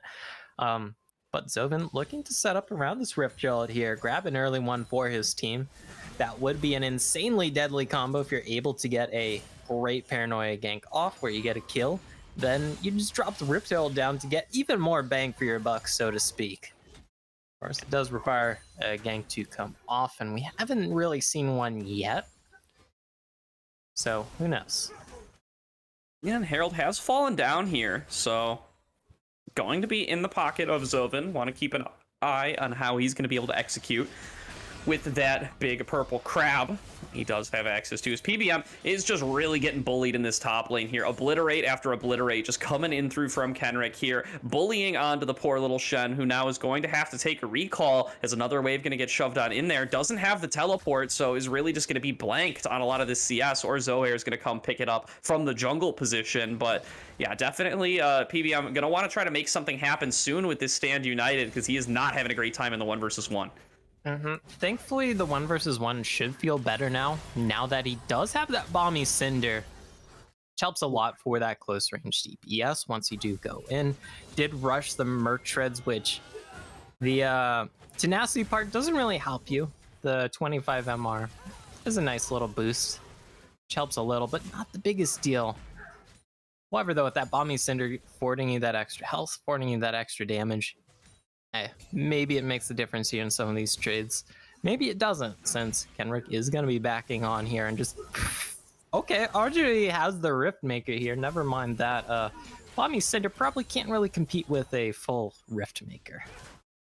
No, very likely cannot here. It's just Kenrick really continuing to press that advantage that he got off of that first blood. You can see the snowball effect of PBM's disrespect early on, really going to just punish him over and over again as this laning phase continues to go on, unless he's able to cheat himself into another lane, get himself a little bit of an advantage elsewhere. But as of yet, those opportunities do not seem to be presenting themselves. Bot lane getting shoved on in, mid lane not really being greatly set up for a gank here. Arch still has access to the flash, and Cinnabon's not going for any crazy Azir plays here. So it is going to be this next dragon getting set up for here by the side of Oasis buddies. They managed to net the first one and are now trying to claim the second. And with Zoven over on the other side of the map, it should be expected that this one's going to go over to OB as well. Yeah, especially with Zoven pathing top here. Does mean PBM's gonna be in a world of hurt even with this trade under tower. Like, this is not gonna be a fun time, I can guarantee you that, but at least you're getting Dragon on the opposite side. Kind of surprised, since Rando Joe and Dumb Chemist were both poked down about towards half-ish health there from the enemy bot lane. Could have maybe pressured that, but first tower, gonna be a hell of a drug here. PBM gonna thankfully get on out. Yeah, PBM's going to have to head for the hills here, but that is going to be first turret gold going over to the side of NESW. Kenrick continuing to build up this lead up at over 20 now. Has all of those turret plates in his pocket as well, given that it's still before 14 minutes. This is a big lead for this Mordekaiser, who individually has the most gold in the game, and it is not even particularly close at this point. Yeah, that's a 2,000 gold difference in the top lane. Thankfully, it is Shun. You have Stand United, so you can just kind of piece on out of that lane and teleport back on in if you want to. That's one option, unless you're Death Realmed. That presents a different problem, but let's not focus on that. Let's focus on what might be coming up here in a bit, because we focused a lot on the top lane corridor, but we haven't really touched on the rest of the map due to how calm it has been. But even with the massive poke lead we saw in that bot lane here for Ran 400 game for Cinnabons, it's still very even in the CS in this bot lane. And now that they have the Earth Dragon and Ocean Dragon, the two dragons that work best against these sort of pokey lanes, it's gonna help out Rando Joe and Chemist here a noticeable chunk, at least in this bot lane, I feel.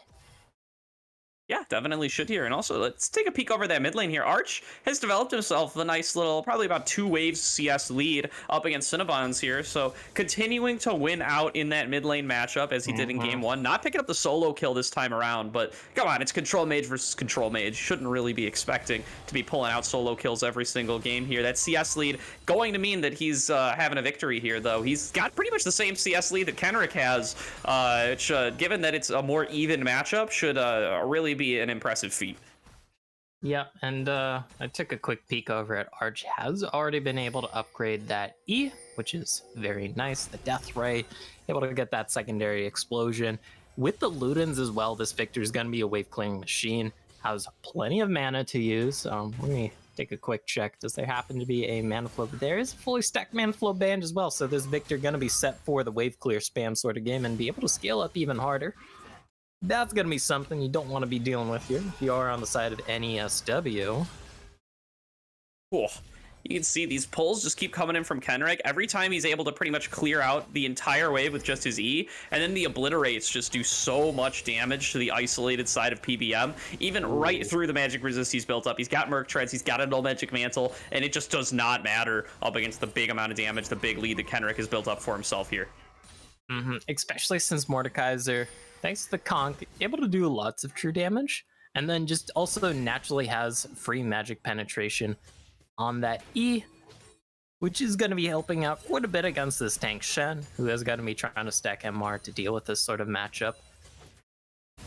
And it's only getting worse as Rando Joe actually eating a lot of poke there. Thankfully, not going to get hit by that true shot barrage. Still, not the most optimal place to be in, and might just force the Say to carry it back. Yeah, very well might be the case. No more turret plates standing, luckily for them here, as 14 minutes has come and gone, about 2 minutes ago here. And the CS is still looking incredibly even here. Rando Joe going to pick up the rest of this wave as it crashes on into him and pretty much equalize it once again here.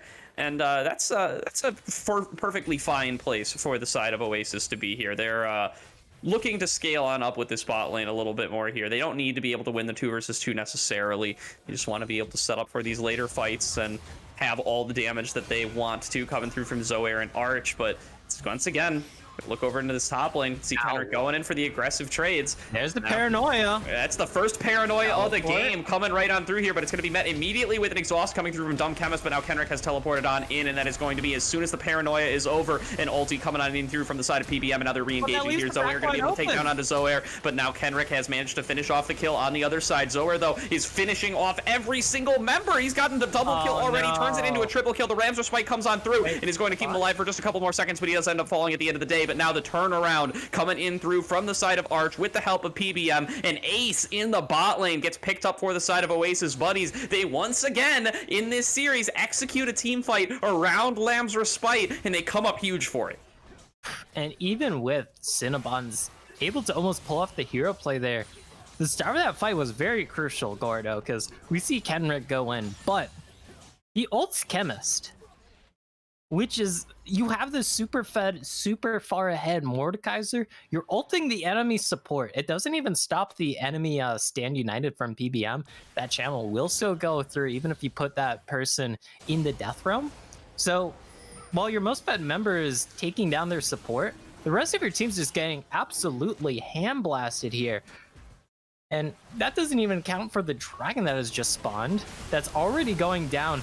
But he's able to steal it. He does. He goes on in with the Stride Breaker, steals it on away, and is already going to be immediately shut down by Arch here. They turn that one around onto Kenrick as well. 2 more kills, 3 more kills being fed directly in to Arch's mouth here, as he's now 5-0 on this victor. We talked about how calm it was in the early game, how he had just steadily eked himself out, a little bit of a CS lead over Cinnabons, but now he's massive. This victor is huge. That should give him also all the upgrades he needs, as he's just picking up more and more shards from each and every kill that he's getting funneled. And this is a 5-0 victor who didn't even back up to the Husting fight, sitting on 2.5k gold. Sure, you give up the dragon, but you got that 5 for 3 in the bot lane. Then you get another massive team fight dub around that dragon with another free 3 for 0. And you're like, sure, we'll give over 1 singular dragon buff for that. That's not even an important dragon buff.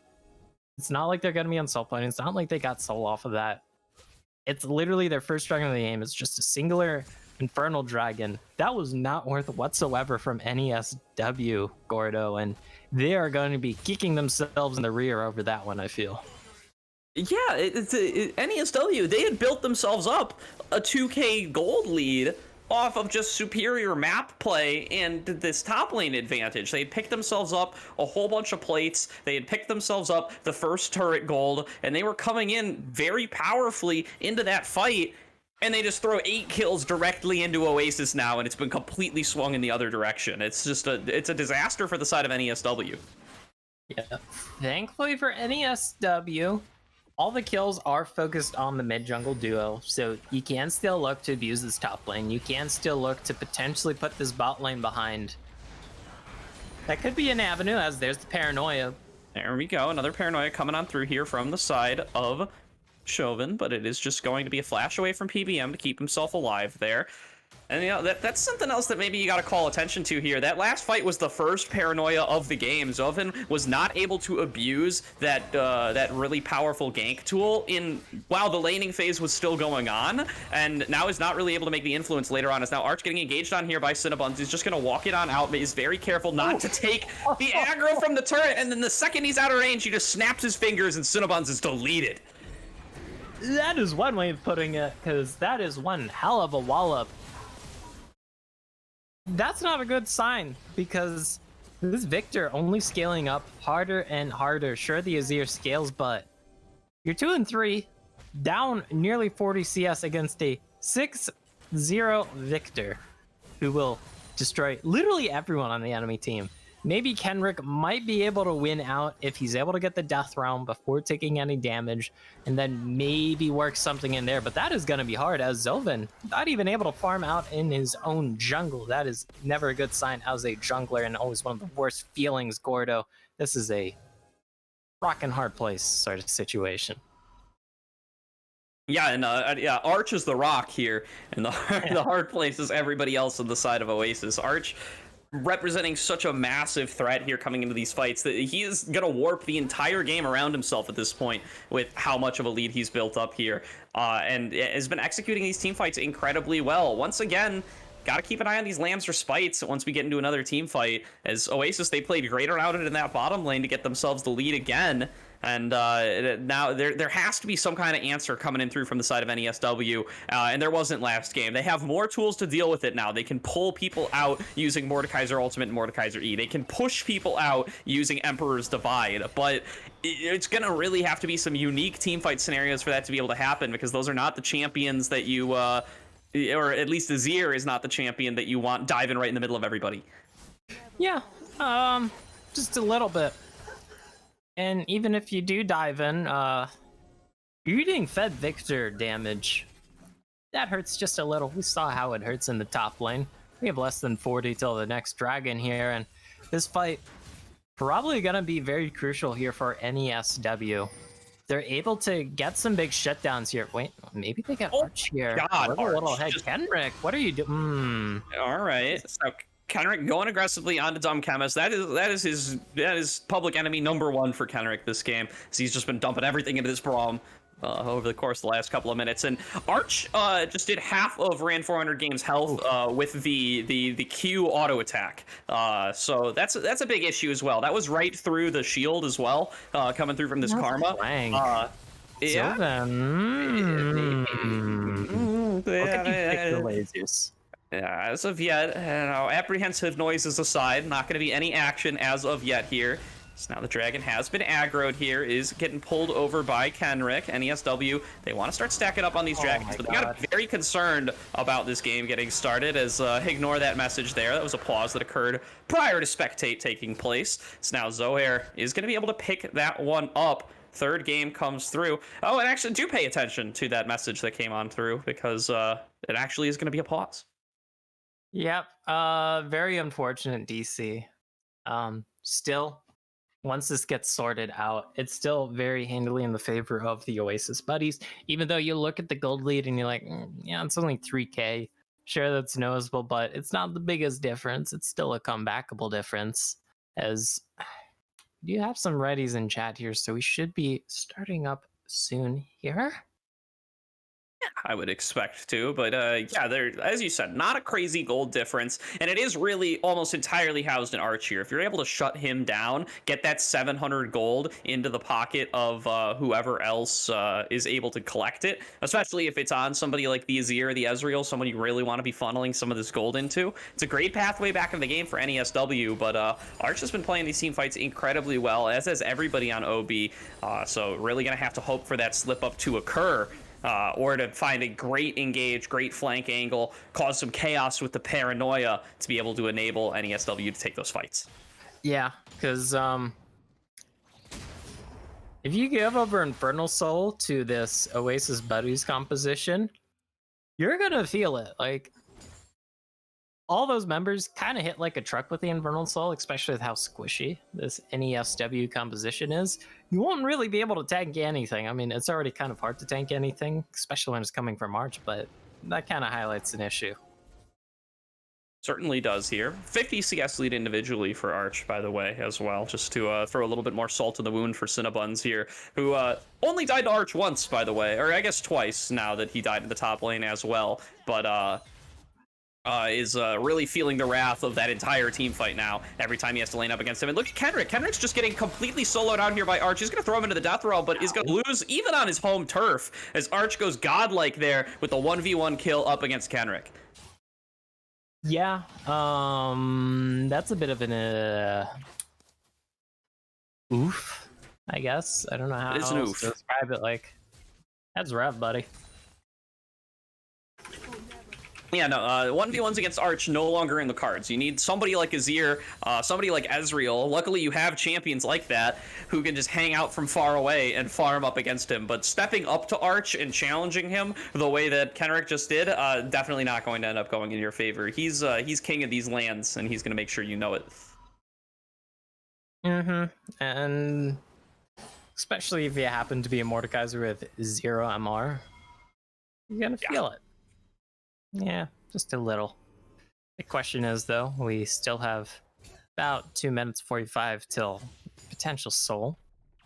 You have Baron on the table, though, and when you have double AD carry, when you have this Fed Victor, you can definitely shred through that Baron really quickly, so maybe Oasis Buddies just looks to play around that Baron for now, Gordo, to set up a potential little bit of a death trap.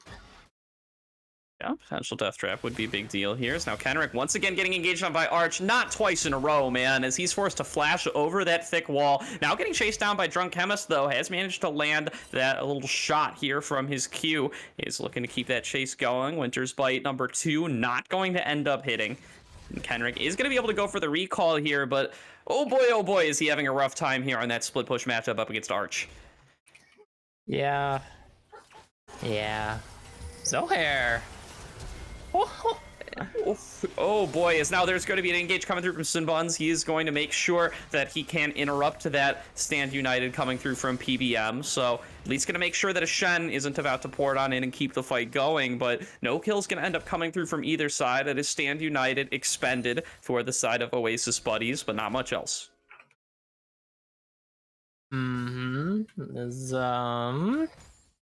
Still. That's a Kindred just kind of hopping into your team, and never mind that. Oh, yeah. Coming on through, they're going for the engage onto Rando Joe. He's not able to get going to this. flash away, but he's going to be met with a flash of Zoffin's on. Voidseeker going to come on across. He does have the killer instinct, going to go on in to try to finish that one off. And meanwhile, Zoe, everybody, he's killed 2 people. The solo kill comes on through for the side of Rando Joe, manages to trace down Zovin at the end of the day. That's a 3-for-0 for pretty much no reason there, Gofrino. All of them solo kills. As Zoair and Rando Joe just dominate the side of NESW. And Oasis Buddy's just very firmly in control of this game here. Yeah, that's Baron. That definitely is Baron for Oasis. Congratulations, guys. You pick up 3 solo kills at 27 minutes into the game, and you get rewarded with the Baron. That's basic maths right there. Yeah. This should be more or less the beginning of the end, I feel, for NESW. It's hard to really see a potential way to come back into this game. Because we saw there, they tried picking off Rando Joe, but Zovin not able to finish off that low health Kaisa. It's kind of bad. Yeah, it's now, okay, Zoair maybe getting a little overconfident here, and that's really what NESW is hoping for here, is overconfidence, as he is going to manage to escape from the Death Realm, going to still be alive. The stun's coming on through onto the side of Zovin. He's going to get picked up by Arch there, who does go legendary. They pull back in Rando Joe and are able to finish off that kill. It's a nice start, but now how can they deal with the Victor? Arch has already picked up a double kill for himself here, still sitting at very healthy HP totals. Flashes forward, try to finish off Cinnabons, lands the laser, is going to be going in for the second one, picks up the triple kill. There's no answer for Arch, and he carries the team fight once again. Yeah. Look at that damage. He's got Stand United on him. They're looking to keep this fight going, but PBM gonna see a couple of turret shots. He dies for free. He dies for fun. Okay, he gets the shield on top of him from the passive. Nicely played there. Pull the sword back to him to stay alive, but a little bit of BM coming on through from the side of PBM. It's 2/3 of his name, so can't blame him for it at all. So he's gonna just go for the recall now. Yeah, I'm thinking maybe that was a bit of PBM's connection issues that caused them to disconnect earlier. Who knows? Either way, Baron, Soul, Gold lead, Objective lead, what have you. Oasis buddies just kind of in control of this game by every single metric, by every single definition of the word lead. Yeah, they got Infernal Soul here, so even more damage going to be coming in through from Arch, from everybody, but especially Arch, who is now 10-0-0, completely dominating this game. Has not upgraded to the Magi's here, so he's humble about it too. Really cannot say enough good things about how this Victor's performing so far. Yeah. See, Rando Joe's here. All right, the death has come on through for PBM. PBM is just dueling it out with Kenrick here. There are going to be two members of the other team waiting once Mordekaiser does emerge. That is going to be the ultimate coming on through from the Braum, trying to delay him as much as possible. PBM has survived with just a little bit of HP, and Kenrick has gone into the stasis. Now Rando Joe going to try to keep the fight going, and is going to get the execute down with the help of Arch's damage. Was just waiting around on the other side to pick up the kill, and finally Arch gets an assist at some point during this game. That's a big milestone here for the side of Oasis buddies. He learns to pass the ball for once and is going to end up giving a kill over to Rando Joe. As now there's going to be the engage coming on through from that same player. Killer Instinct comes through, executes down onto Cinnabons, and is going to allow this fight to continue ongoing. Baron has expired though, so they are going to back on away. Yeah, but they take quite a bit in return, putting themselves at nearly a 10,000 gold lead here. Don't crack the base, and to NESW's credit there, that at the start of that fight, it looked kind of close. It looked like maybe they're able to get some shutdowns here and mount a bit of a comeback. Not quite the case, and we're kind of back to square one, but put a few steps back, so I guess square -1, who knows. Yeah, for certain here. So now Elder's up in 340, Baron's up in 220. Those should be Oasis's to claim, as is the rest of this map here. 10k gold deficit at 30 minutes for the side of NESW. Very difficult to come back from. Still quite a bit of that is housed on the side of Arch. They have some tools to try to zero out this Victor, but their burst damage is a little bit lacking. As you know, to get that bonus damage from the Mordekaiser, you need to isolate yourself. Can't expect to be able to win those sorts of engages. Zovan does not have very much damage on the Nocturne, has gone for the Sterix Gauge, a little bit of a tankier build here, so isn't going to be an assassin by any means. The Cinnabons and Rand 400, they're looking to stack up damage over time, more so than they are looking to burst somebody out. So how they actually manage to get onto Arch and finish him off, going to be very, very difficult. Yeah, just a little. I do like the tankier build though, at least coming out from Zovan, kind of recognizing, yeah, I'm going to be the first person in. I'm this far behind. I am not realistically assassinating anyone. Might as well go in, chunk someone, and try and stay alive as long as possible. You know, it's nice, but is it enough? Signs point to no, but who knows? We've seen bigger comebacks. Indeed we have, as now there is going to be a little bit of a fight going on here with Kenrick. He blast cones over, is trying to pull on in Zoair, but is not going to be able to find it. It's the diving and dipping and dodging coming through from the side of Kindred. Going to be a little bit too much to handle there. Or just dances of arrows occurring. Make sure that those engages can't come on through. And we're pretty much just waiting for one more fight to come on across. Quick little mark check for Zoair here. He is sitting at 7, so he does have the second ranged upgrade as well. And is going to use that to go for a little engage on Rand 400 game. He is going to be able to just arcane shift his way out, though. He is going to stay alive for the time being. So a few more resets going to come on across. 30 seconds for Baron. I expect that's where we'll see the next fight. Yeah. Oh, okay, that was a cheeky recall. Barely getting out there. Props to Zovan, though, for knowing their limits, or knowing a rough estimate of said limits. Either way, this Baron coming up in less than 10. The team with 2 big 80 carries and this Gigafed Victor. And Infernal Soul can definitely shred through it. It's going to be up to NESW to pull off more or less a miracle fight and steal. Because it's not that you can just steal the Baron. You're going to kind of need to be able to kill a couple of big enemy team members as well. Baron's already almost dead, though. Yeah, they do have Paranoia. The ultimate already coming on through. Here comes Nocturne. He does manage to get the steal off. That's the miracle coming on through. The first one that NESW needed, but now the second miracle needs to be winning the fight. They've already lost on to their Mordekaiser. It is going to be Zoven falling on down as well. A double kill goes over to Rando Joe here. Now 5v3 on the map. They've stolen away the Baron. Can they manage to survive the game? They pick up on a Rando Joe there. Goes off for a little bit more of a 1v1 than he can handle. And Rand 400 game manages to take that kill. Now, can this Ezreal keep the fight going? It's a 4 versus 3 on the map. 26 seconds to go until Elder. Kenrick and Zoven are not going to be alive for this objective. And look at Arch's damage. It's just too much. Yeah, that's a full build Victor, by the way. Here, let's see. How much AP does this Victor have? Oh, hey, 838 AP. It's a lot of AP. Yeah, ran 400 game. Has 37 MR. Yeah, that's rough. That's rough, buddy. His Arch just doing so much damage here. We'll see. Maybe you could replace Boots with Cosmic Drive. That's a little bit of attack you could do in Season 11, but we will see. That is the decision he ends up making here. Might just value the mobility a little bit more. Make sure he is able to keep these fights going the way he wants them to. He's plenty ahead with or without that additional item. So now it is going to be Elder Drake in the pockets of Oasis buddies. They can pretty much take any fight now and trust that they're going to be able to win it. It's just up to them to find it. Yep, and also fun fact, Arch with Stork Boots and the Mythic passive from Ludens, and also base Ludens since it gives you a bit of Magic Pen, does true damage more or less to everyone on the enemy team except this Mordekaiser. Yeah, just going down the board right now. Okay, this this Azir has 91 MR, so doing kind of closest to true damage to him, but not quite. Point still stands, especially with this Elder Dragon. Arch kind of hurts. Yeah, and the Mythic passive of Ludens gives you Magic Pen as well. So he's got more Magic Pen from the Ludens passive than he does from the Sork Shoes. So yeah, sitting on quite a large amount there, even without the Void Staff.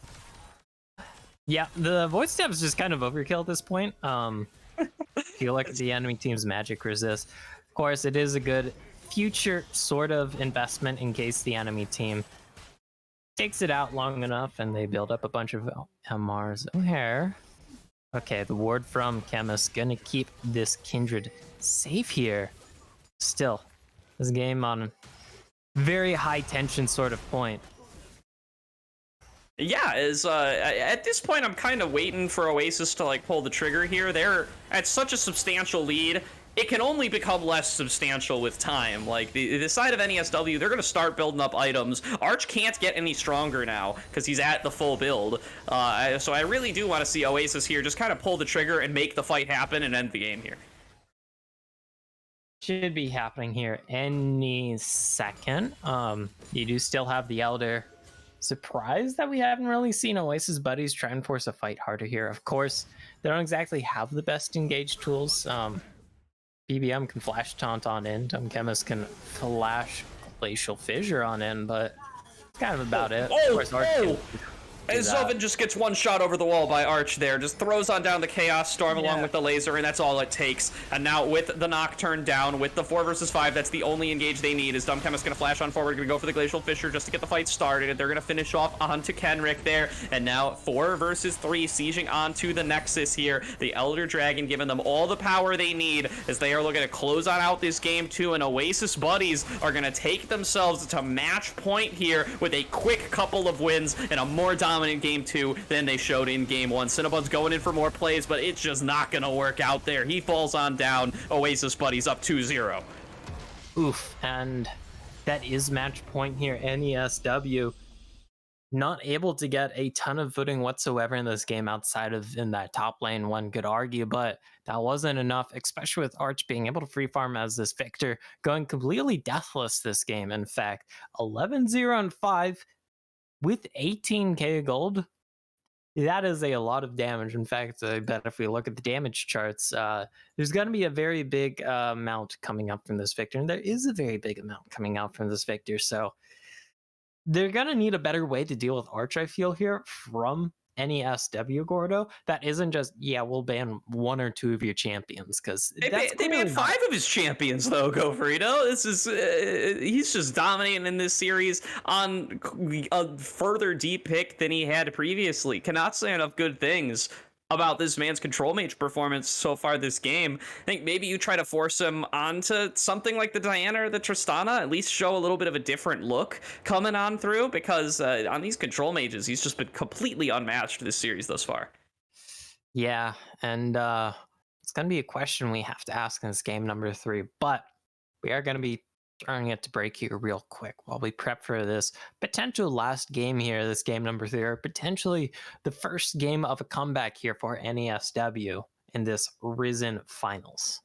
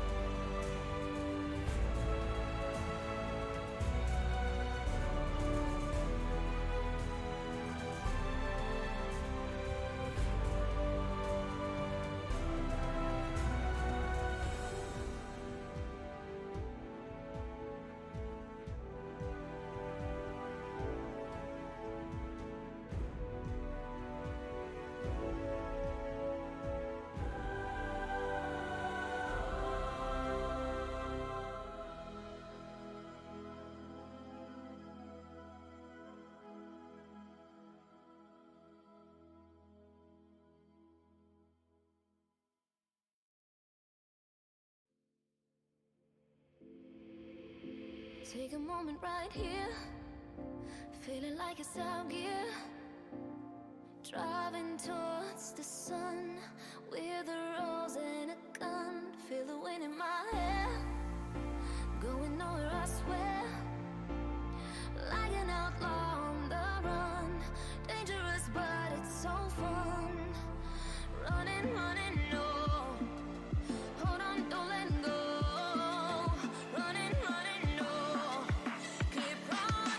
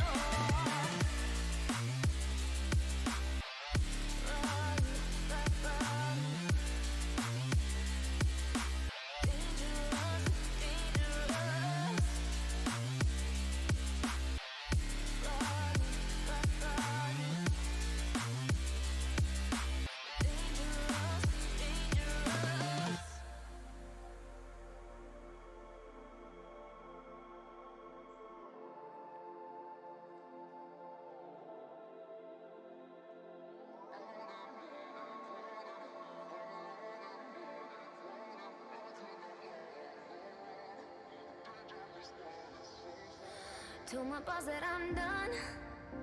Had no luck with my mom. Say, what will you do with your life? You know it's hard to survive. Welcome back, everyone. And for this final game, just want to say something. It starts with success, and success is all about growing. Success is about overcoming your demons. Success is about getting knocked down time after time and getting back up. Nobody embodies that more than Rando Joe. Rando Joe, he is one of the most experienced and celebrated Canadian marksmen in Europe and the world. But regardless of that resume, he has never won an international Risen Premade Dominate trophy, but he has never lost his drive.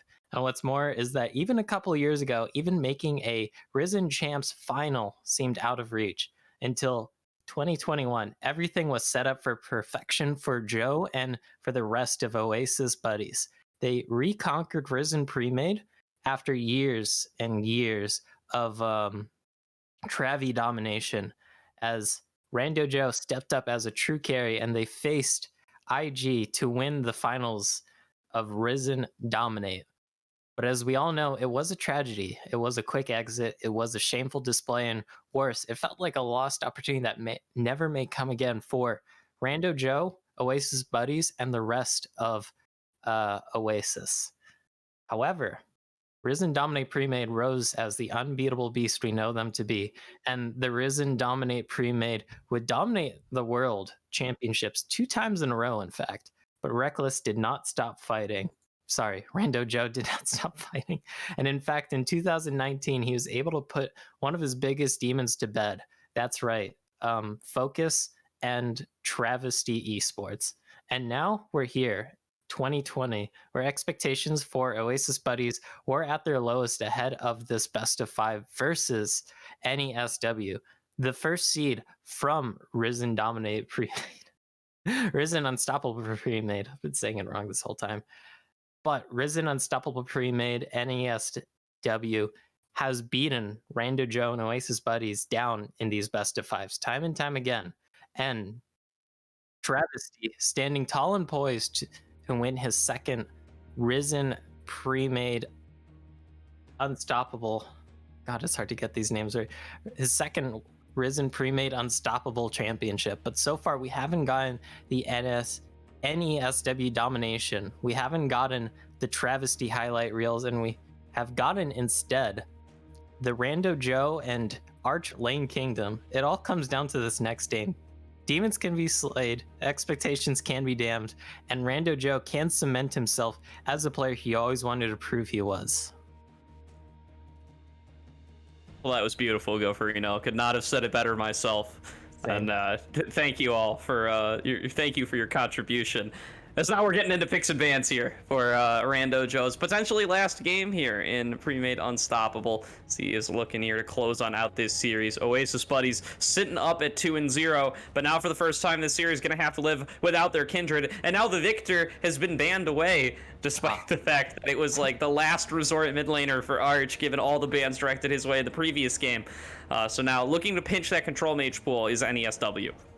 Does mean, though, some other big picks that happened to be banned away previously, like the Diana, like the Tristana, and even the Nocturne, gonna be slipping on through here, Gordo, which might just be a bit of an important thing, because when you're trying to take away things that destroyed you earlier in the series there, I mean, you usually ban these picks earlier in the series for a darn good reason, and we might just see that here in this all-pivotal game number 3, Gordo. Yeah, and the side of Oasis, they've kept the same bans all 3 games so far, and you know, that might be the magic 3, as they've been able to beat everything NESW has thrown at their way thus far in this series. So now let's see what the lock-in's going to be this time, what the change-up is going to be. Tristana has been banned by NESW the last 2 games, and now is going to be the first pick on the blue side for them in this 3rd game. Let's see what they're able to do with this, because that is a very strong flex pick. We know how you're able to just move that around and around and around, whether that be a mid lane, whether that be a bot lane. We've even seen some top lane Tristanas in some rare instances. Who knows? That is the power of the Tristana. That is why we see it banned so often. Does mean, of course, though, another powerful flex pick, that Nocturne, gonna be going over to the side of Oasis buddies, and Rel is also up if they do want to go for that patented try and true Nocturne Rel combo here, Gordo.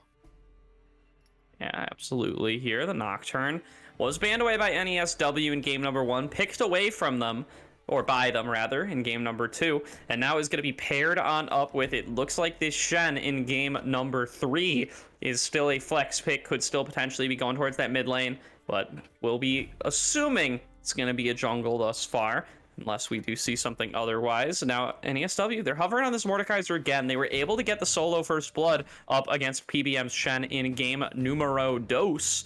As now they are going to be looking to do the exact same thing here in game number 3. And there's that Udyr we were talking about at the beginning of the series. It has shown up finally here as NESW going to pick that high tier jungler here in game number 3. Yeah, the Udyr is still very well picked. A lot of it does have to come down to comfort. Still a very decent pick, although arguably after all the nerfs to the animalization, to the runes, to the champ itself, has fallen down quite a bit. So we'll see how effective it is this game if you're able to do, well, we all know the copy paste, we all know the thing, everybody chants, runs done, job done, because that is kind of why you pick the Udyr. Either way, though, the Kai'Sa that worked out well for Rando Joe in the later half of that last game, at least. Definitely a little bit of a ruffling phase coming through once again, and this is a much better setup for this Kai'Sa so far. Yeah, certainly here, as Joe going to be appeasing his fans here with the Kai'Sa pick in this game number 3. So far, this is the side of Oasis buddies rocking this Nocturne instead of the Kindred, but otherwise running back the team composition that they had in game number 2. Now NESW, they're going to direct even more bans towards Arch here, as has been the tradition. So Cassiopeia going to be the band coming on through here. Diana and Nivea are the bands that are missing from game number 2 so far, as is the Tristana, which has been picked away by NESW. So we'll see what band they want to go with, and if Arch ends up picking the other champion, in which case maybe all this was for naught. Oh, thank you, Pro Draft. Blank ban. It is Braum. Ban is Braum. Okay, I'm just taking that away. Still, looks like once again Oasis buddies setting up for a potential R5 mid lane counter pick here for Arch. We saw just how powerful that was last game, and let me take a quick peek at game number 1. And yes, in game number 1 there was also that R5 mid lane pick.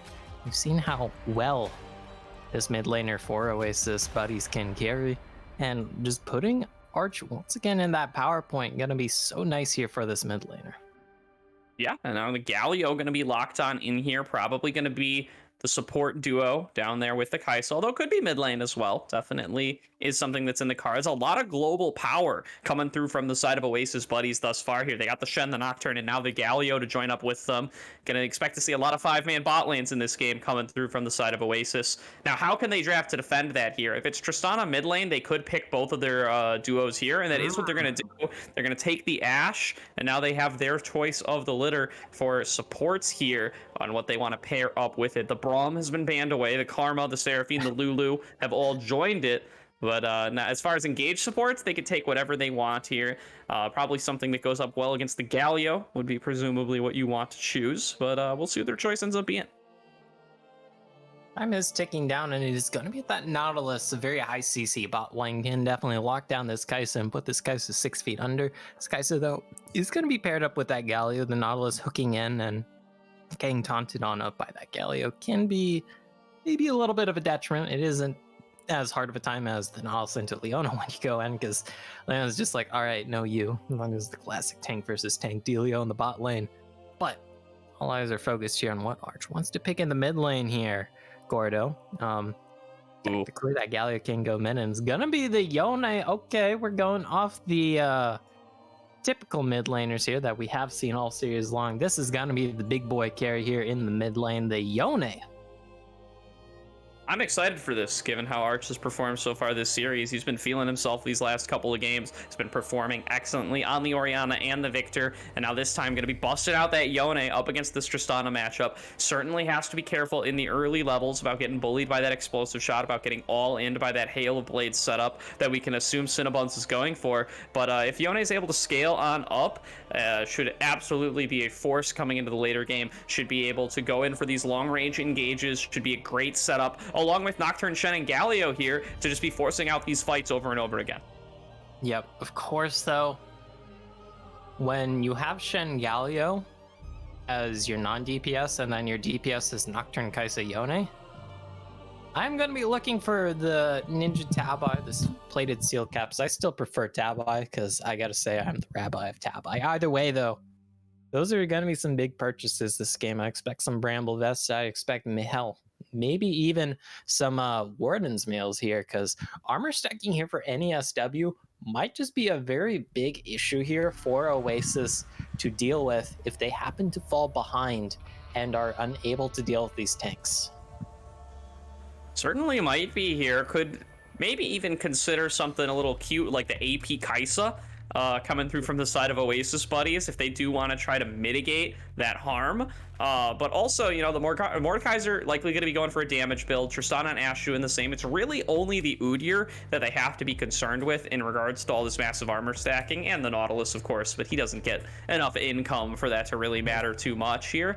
So if they are able to execute on these team fights, if they are able to use the crazy amount of dive they've drafted for themselves to get onto Tristana and Ashe early enough, then this lack of AP damage might end up not even really mattering.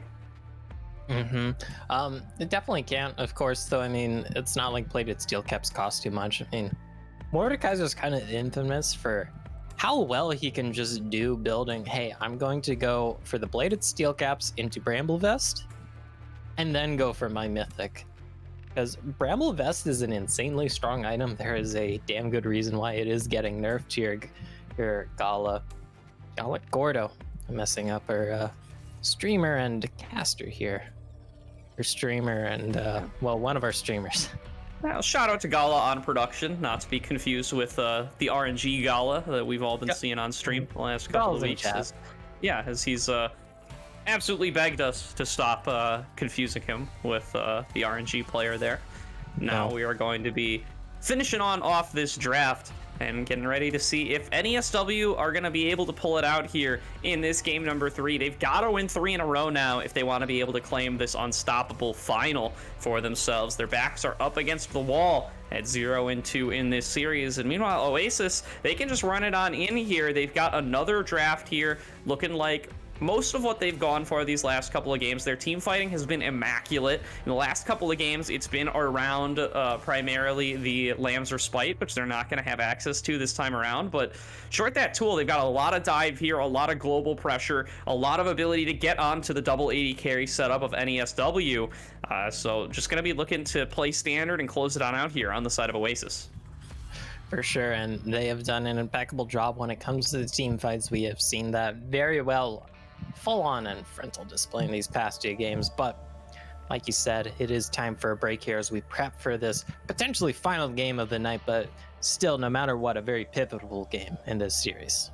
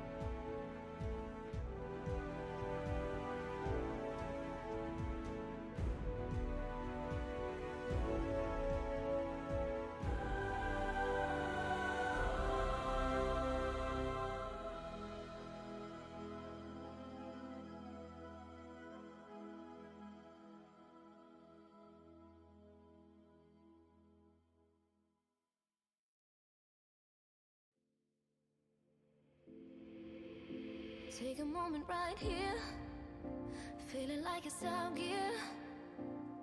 Driving towards the sun with a rose and a gun. Feel the wind in my hair, going nowhere I swear. Like an outlaw on the run, dangerous but it's so fun. Running, running, no.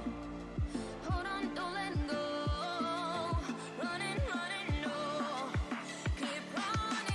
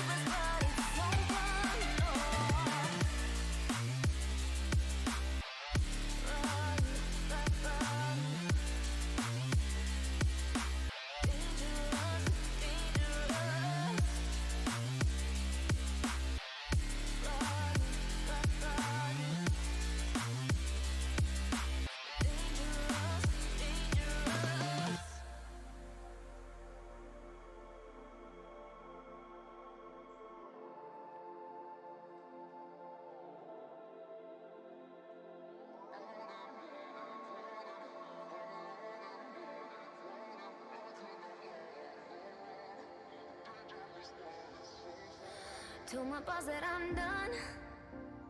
Welcome back, everybody, to the Risen Premade Unstoppable Finals between NESW Blizzard and Oasis Buddies. NESW now with their backs up against the wall are going to be looking to try to close out this, or looking to try to come back in this series. Oasis looking to close out this series, of course, so I mix these two squads up for a final time. Oasis Buddies have shown some fantastic team fighting over the last couple of matches here.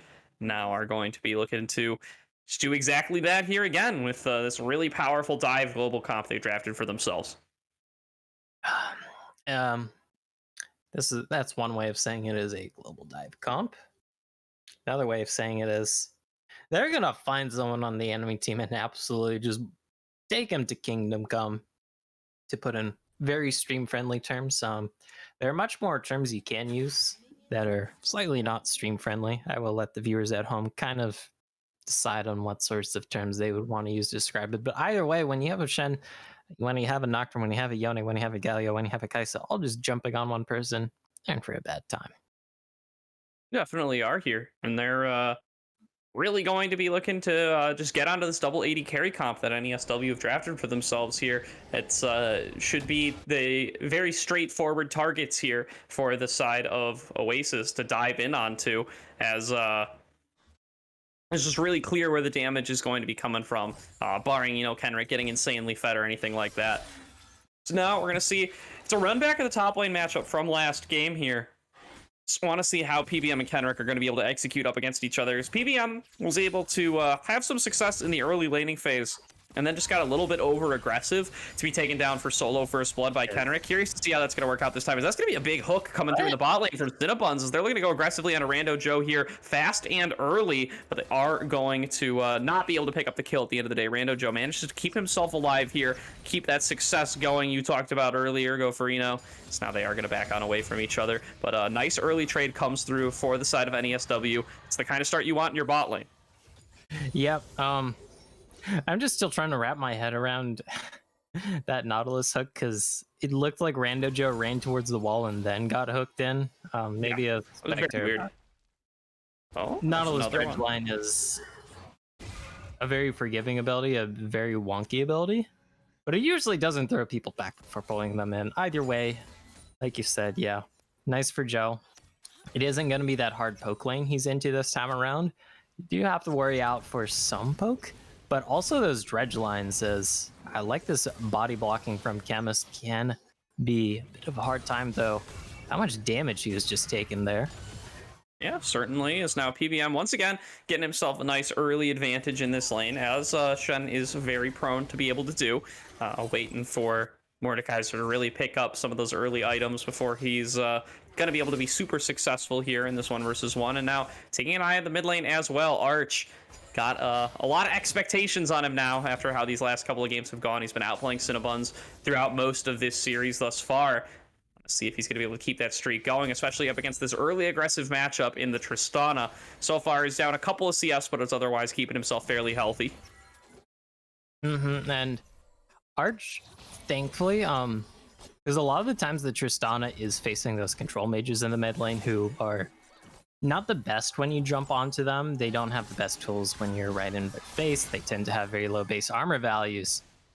However, though, Arch, as this Yone, who is that melee carry, sure squishy compared to, you know, relative bruisers, but definitely going to be able to take a lot more punishment from this Tristana if this Tristana does go into that melee range, and also be able to retaliate very heavily if that Tristana goes on in, as Zohair. Yeah, Cinnabon's looking to go aggressively onto Zohair here, but is just getting punished. The something was shot out of. A nice flash Justice Punch comes through from the side of Dumb Chemist, but he's got left out to going on down, but the last Duskbringer comes over the wall, picks up the first blood for the side of Zohair. Cinnabons goes on down, stays up a little bit too far. Zohair now going in for the flash. Unspeakable Horror trying to pick up on a Rand 400 game, who's going to have to flash back out in response. First blood gets picked up by Oasis buddies in the bot lane. The fadeaway Duskbringer there, that is a powerful pickup, because Nocturne went ahead. Can blow up this Tristana, can blow up this Ashe very easily. In fact, let's take a look at Zohair. Does he have? Yes, he does have Ultimate Hunter, which is very crucial.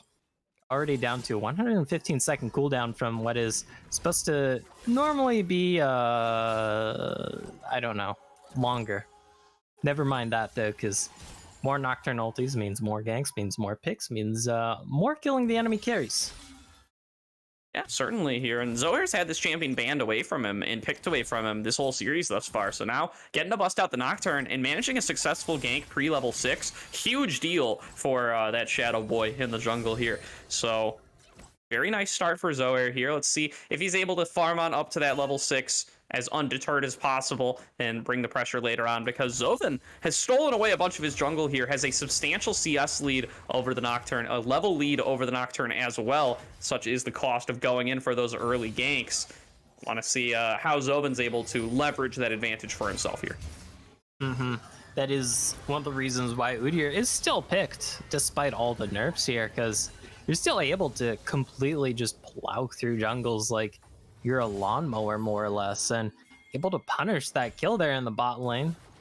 Some Chemist on the roam here, gonna be able to get that slow onto Dumb Chemist with the rocket jump, and now he's actually just gonna get turned around on by just tanks every bit of damage he possibly could there and ends up getting taken down. Now Zohair is here for the backup. PBM gonna go for a huge flash play under the turret, tries to get the taunt on him, is able to do so, but just gonna be met with a flash of Kenrick's own to be able to stay alive. And now a flash engage coming in through from Zoven, trying to follow up on where his mid laner started, but Dumb Chemist once again going to just survive there. Arch gonna TP into the bot lane to make sure that that fight can't go any farther, and NESW, they just come up short yet again. They lose a kill to the enemy bot lane. They get the super carry of Rando Joe rolling early on, and Oasis buddies, they're looking strong here in this game 3. That is a dominant early lead here so far. And Cinnabons, I gotta ask, like, what was that? That was just not good communication in the bot lane. To sync up that gank, that Tristana just going in way ahead of their bot lane there. Meaning Rando Joe and Chemist able to CC up that Tristana, able to just completely blow up that Tristana for free. And now there's a Cloud Dragon here, and usually a singular Dragon buff doesn't matter a lot, especially this early in the game, but a single Cloud Dragon when there's a Shen, when there's a Nocturne, when there's a Galio, that's a big deal as Arch. Might be looking for the Fate Sealed.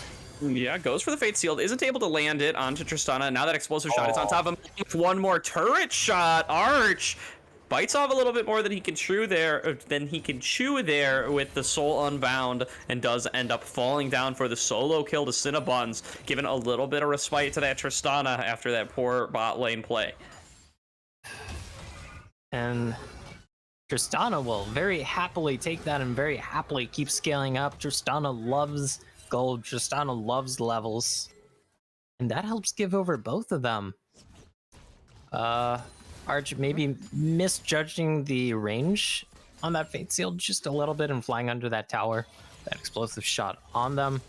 Either way, though, it is going to help NESW claim a little bit more footing in this game and feel definitely better.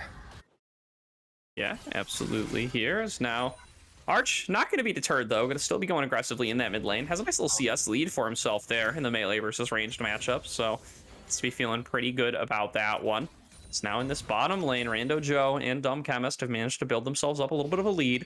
So they were funneled a nice little kill earlier on and were able to pick up onto Cinnabuns with the help of their jungler earlier. Zoer now has ticked over to level 6, does have access to the Paranoia, is towards the bottom lane here, might be going in for this play as the Dredge line comes on in, but that's going to be met with the Paranoia, going to go right on to the side of Ran 400 game, does not have access to the flashes of yet. A flash forward going to come through from Rando Joe, and they're going to be able to pick up that kill easily, and now it's all left on to Cinnabuns, who is just going to get poked on down. A double kill gets picked up by Zoer there. That's a very effective first Paranoia coming on through for the side of Oasis buddies. They get 2 more kills in the bottom lane. And this is Nocturne, who can absolutely blow up both these Garys. Especially, never mind, PBM. Yeah, PBM is stuck in the death realm here, is on the very edge of it before he can get back to his turret. Feels real bad, man, as he does end up falling on down there. A solo kill in the top lane. It's really a run back of game 1 in a lot of ways here, Gopher. You know, a solo kill for Kenrick up in that top lane on his Mordekaiser versus Shen matchup, but the bottom lane fights just going all the way in the favor of Oasis to build themselves up a gold lead, just how it was in game 2. And main difference between this game and game 2 is in game number 2, Ran 400 and Cinnabuns were able to at least kind of get a pressure lead in the bot lane, get a tempo lead in the bot lane thanks to their poke, thanks to their range advantage. But this time around, Zohair focusing a lot of attention here towards its bot lane. Gotta be helping quite a bit with accelerating this Kaisa for Rando Joe, who's gotta be feeling very fine and dandy, has the evolved Q already. Won't be too far off that evolved E once he finishes that Kraken Slayer. I assume is going to be the build here. Yeah, absolutely. Here is Dumb Chemist trying to throw some wards over the wall there. He's going to get scanned on out by Cinnabuns there. It's not going to be any other fighting occurring over these objectives at the time being. Cinnabuns going in on each other in the middle lane, but it's going to be this Rift Herald is the only major objective still available on the map. Arch going aggressively in the mid lane yet again, this time not going to dip under the turret. It's going to be a little bit more successful as a result, as Dumb Chemist is kind of stuck in the alcove here, goes for the Justice Punch on his way out. He's going to land on a Cinnabuns, who is going to land that Dredge line, but the turnaround is just coming through from Rando Joe. There comes the ultimate from PBM to try to keep the fight going. A nice 3-man knockup going to come on through from that depth charge, but it just is not enough, as the Rando Joe is going to be able to pick up another kill. Now there's the Fate Seal to try to escape coming on through from Arch, but the follow up from Zoven is too powerful. Another kill picked up by Cinnabuns as Arch on this melee carry in the mid lane gets infinitely more deaths than he did in the previous game on that Victor, and is going to be shut down yet again. And we were looking towards this mid lane. First, never mind, Ran 400's in a lot of danger here. Yeah, PBM going to go in for that flash engage, and there's a teleport coming through from Kenrick as well. They're going to be able to just turn it onto him very likely here, although they are deciding to just back away because they know Cinnabuns is coming as well. That's going to be the heroic entrance coming on through to try to get the knockup, but not going to be able to do so. Rando Joe stuck in the death realm under the turret, going to be taken on down, but they're turning everything back onto Cinnabuns. Zohair able to pick up that kill, goes on a rampage here as this Nocturne now waiting up for another wave to potentially be able to even be able to dive onto Kenrick, but not going to go for it here, as instead they choose to go for this dragon. And early dragon control again, going over to the side of Oasis buddies. But NESW, both their solo laners, 2 kills apiece. Definitely feeling fine and dandy with their respective leads, and that might just be a big pressure point for NESW this game that they can look to kind of make use of. Yeah, absolutely here, and keeping an eye on Zohair especially, as he's going to have his Paranoia coming back up here in another minute or two, and is on a rampage on this Nocturne, has got the CS lead over Zoven. by some miracle, and has also got quite a few kills in his pocket to boot. So should certainly be very powerful coming into these dragon fights. Has already picked up the first 2 for his team. Is now Arch is going aggressively here. Is going to go back to his soul to try to stay on alive. Is going to be able to survive, but Cinnabons is still alive as well, sitting at just a couple hundred HP. No further engage available from Zoer here. He doesn't want to go overly aggressive, even though he does have access to the flash.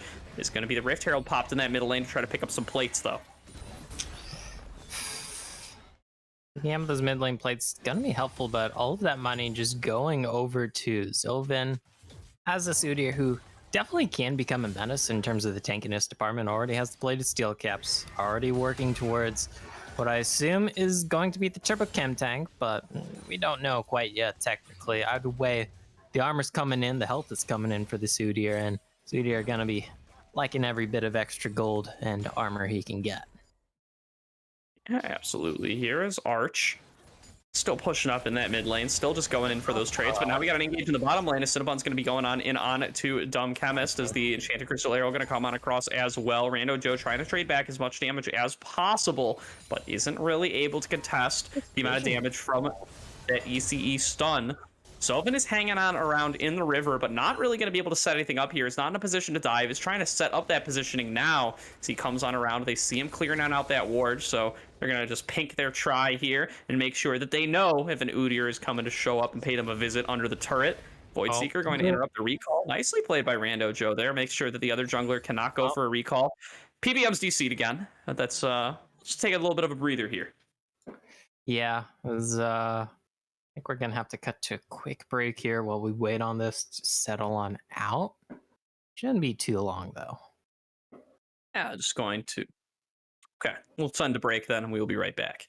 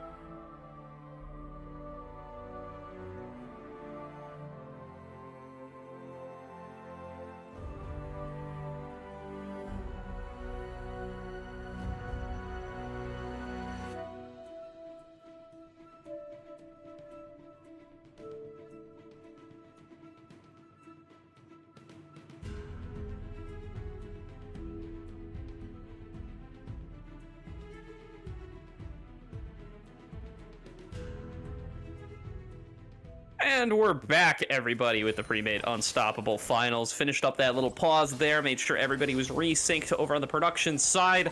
Now we're getting right back into this matchup as once again Arch is going aggressively here onto Cinnabon's going to continuously use that Fate Unbound to make sure that he can continue to get that harass down. It's really the only way he can step up to this Tristana without taking way more than he deals. Mm-hmm. It is kind of unfortunate, especially since Arch wants to go for the Zerkers. I mean, you can go Talboys, but Zerkers are just so crucial as Yone due to the attack speed scaling on the cooldown for your Q. Then also just the fact you kind of have to auto attack a lot. So, gonna be a bit of a feels bad, man. Of course, with the Vamp Scepter working towards that shield bow, hey, that can help you deal with some of the poke here, deal with some of the range differential in this matchup. For a potential dive here in this bot lane, there's the Paranoia, there's the ulti. They're coming in again along with that heroic entrance. They're going to be able to land so much onto here. It's even the stand united as well. Zohir is still tanking, though. He's going to end up being shut down for this. Maybe didn't realize that he hadn't stepped out of turret range quite yet. And Dumb Chemist, he goes down as well. It's a double kill. Cinnabon's on the Nautilus. Going to be a massive carry this game now as he's been able to pick up 2 kills. It's now this siege on the bot lane. He's getting interrupted here. Tristana is here as well. Going to be going right in onto Rando Joe. Going to flash after him. Going to use the blue ward to keep the vision going and is going to pick up that kill. But now the taunt comes on. That's a shutdown for the side of Arch. Yone starting to pop on off here. Gonna eventually have to return to his soul. But Zovin left so low, running for the hills. Has the bear form to be able to create the distance. PBM losing his top lane inner here as he spent so much time in the bottom lane following that stand united. But it is going to end up being some trade back kills for the side of Oasis. Not in their favor, though. They end up losing some of their gold lead off of that botched dive.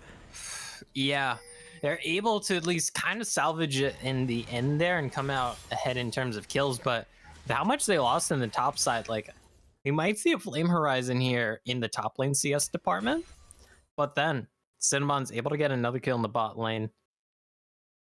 These solo laners for NESW, that is absolutely massive. Thankfully for Oasis buddies, sure, they gave over the shutdown.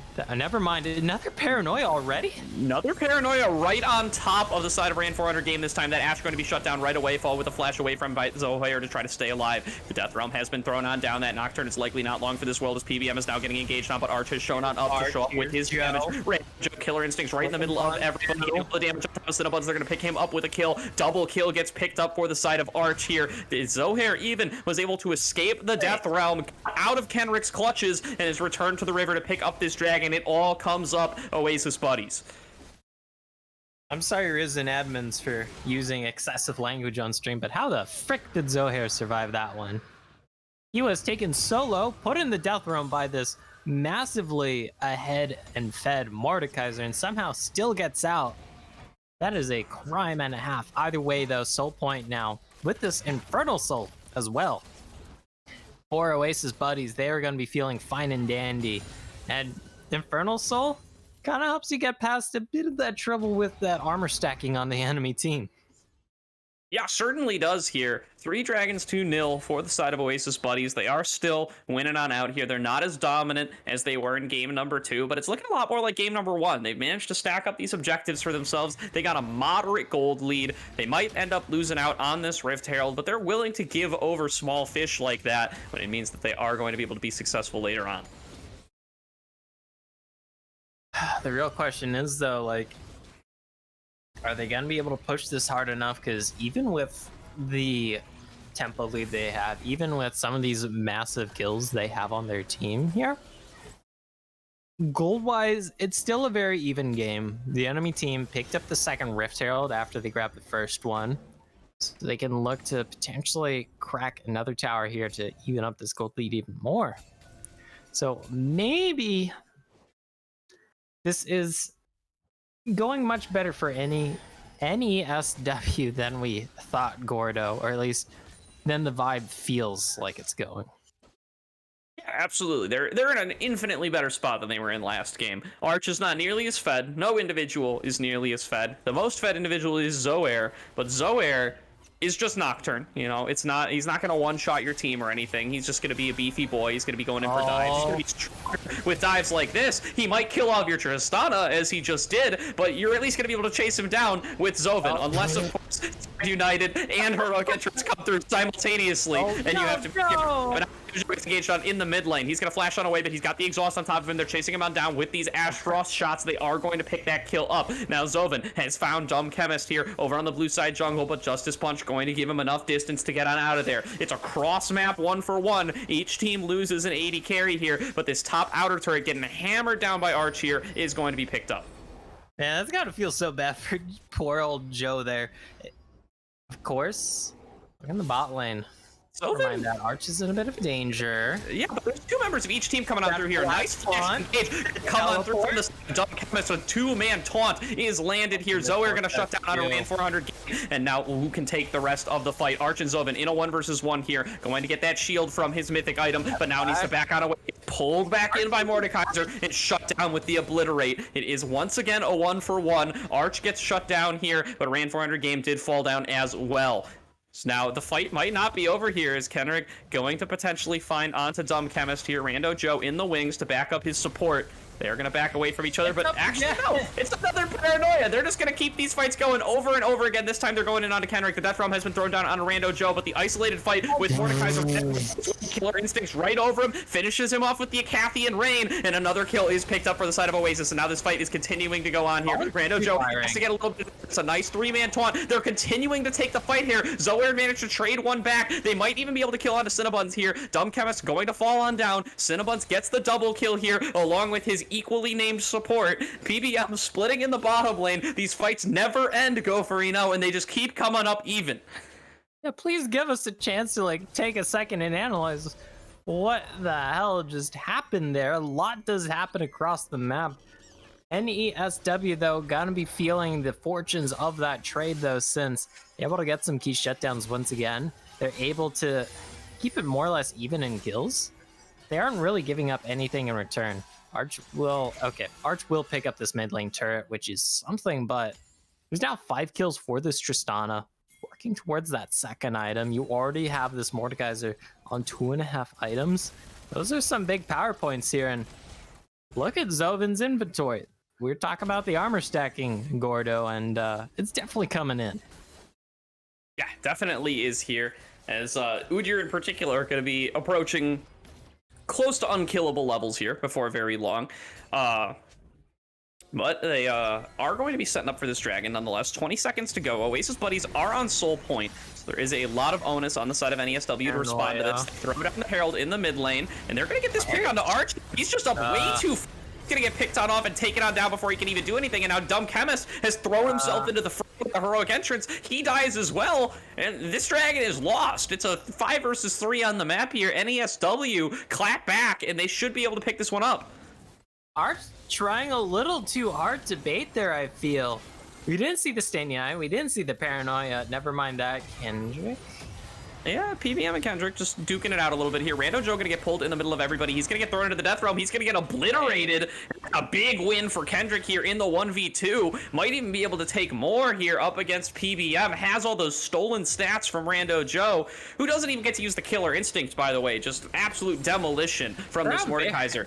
They're on Baron, and they can be. That's their right, as they've taken down so many of Oasis here and are now looking to just pick themselves up that big purple worm. Zoair has ultimate, is coming on up here, crossing over mid lane right now, but they have no vision. He has to be over there. Oh, they found their way out. He goes and he steals. You're kidding me, Zoair! Over the wall! He has to stand united to stay alive! Oasis buddies, that is their Baron, like it or not. Zoair comes in with the huge steal. That's a tilter if you're NESW. What? Someone check Twitch toss. Are we allowed to show felonies on screen? How the hell did Zoair pull that off? He was able to ult onto one of those members just hanging out slightly outside of the pit, able to win the 50-50 smite while there's all those people around him, and able to flash over the wall and then just Strybreaker away to safety. That feels illegal. That feels dirty. Yeah, that's an Ocean's 1 level heist right there. That's...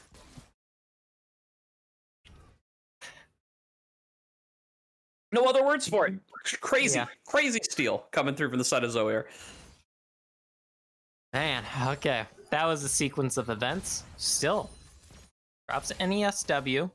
Able to keep their heads in the game. They still have a good footing in this game. They're keeping it relatively even. Might change here with this Baron pickup, potentially widening the gold gap if Oasis buddies are able to pick up some turrets with this, and maybe cement control here over this next coming dragon, since their soul was delayed. Logan has to be careful here because Paranoia is on a, to quote people insulting others in solo queue, piss low cooldown. 70.55 seconds for that Paranoia. That is a very low cooldown. It is. It is very, very low. As now Dumb Chemist is going to be coming on in here, going to be fighting. Look at this hyper carry Nocturne just diving in the middle of everybody and dying to turret as he does end up going. The stasis there, he's been able to dodge away from that turret aggro and has stayed alive as a result. They pick up on a rank 400 game, but now what about everybody else? Rando Joe has been taken on down. Zoair's in the Death Realm. He's going to fall as well. And now everybody from Oasis buddies, they have to head for the hills. They've lost all of their real damage. Arch getting pulled on in here. He's going to be finished off for a double kill here. It's Oasis buddies. They're just throwing everything that they've been given in the past, and they need to get out of here now as they've lost the fight already. What was that, Oasis buddies? Oh, Like, it's not over yet. Dumb Chemist, nah, man, you're done. He's got nowhere left to go. He's gonna get bear slapped. He's gonna get hooked in, and Cinnabon's gonna pick up that kill as well. like that was overcommitting so hard there in the highest form. Props, of course, to Ran 400 game for holding on to that Enchanted Crystal Arrow as long as possible to be able to get off that stun and stay alive as long as possible. But when you have the Baron buff like this, when you have the super engage comp, like, you can pressure the turrets and then look to engage off of that. You don't have to Giga Force like that and then look afterwards for the turret. Sure, we are casters and observers here. We do have hindsight 2020. We do have the global vision, but still, what was that, Oasis buddies? You just, as Gordo said, you kind of threw away what you got there.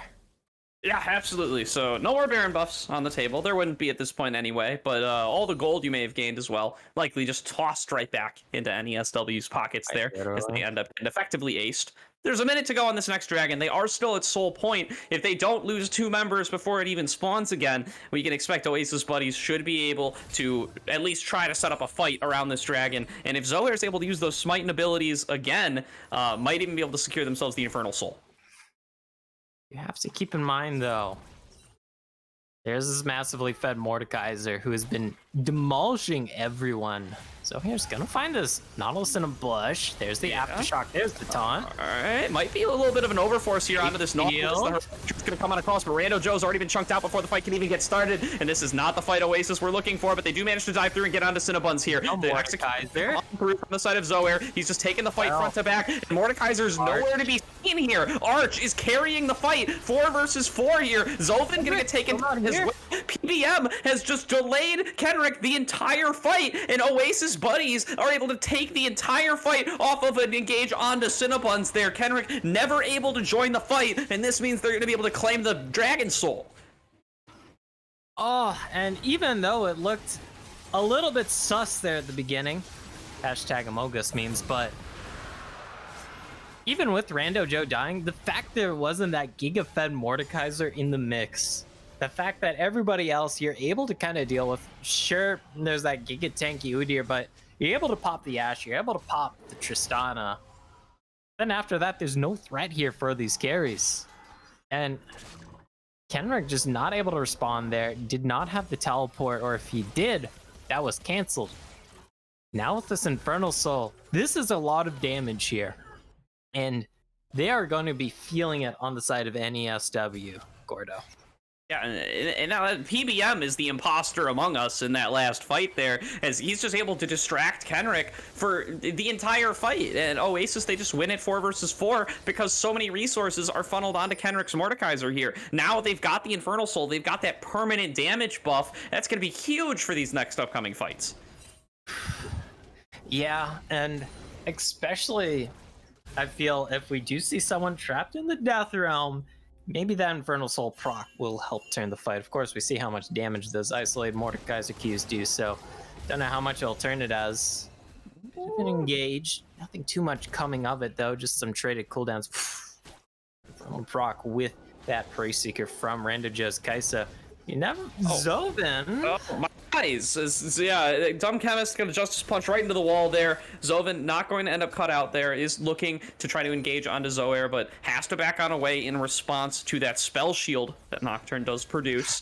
So now it's going to be a return just to the Baron dance here. Nobody's getting caught out yet. Arch going for a Never mind. That's called the ultimate. The globals all coming on across here as they get their catch out onto Cinnabuns. The addition of the Infernal Soul just gives so much extra burst damage to Zoair's Nocturne. They finished off onto this Tristana. They're chasing onto the Udyr. They're going to take him down as well. The globals come up big for the side of Oasis buddies. They get 2 kills for nothing, and they turn for Baron.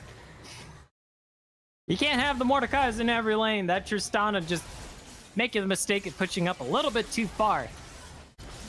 And we see what a fed Nocturne can do. We saw what a very behind Nocturne can do last game when it comes to bursting the back line. But 10, 3, and 7 Nocturne, more than enough for blowing up this Tristana. Especially when the Shen comes in, especially when the Galio comes in. I think that's a little overkill, but it does secure you the 2 kills. It does secure you the Baron, and hopefully this time for Oasis buddies here, Gordo, they don't Pepega dive and they don't Pepega give up 4 of their Baron buffs as soon as they get it. Yeah, that would be the hope.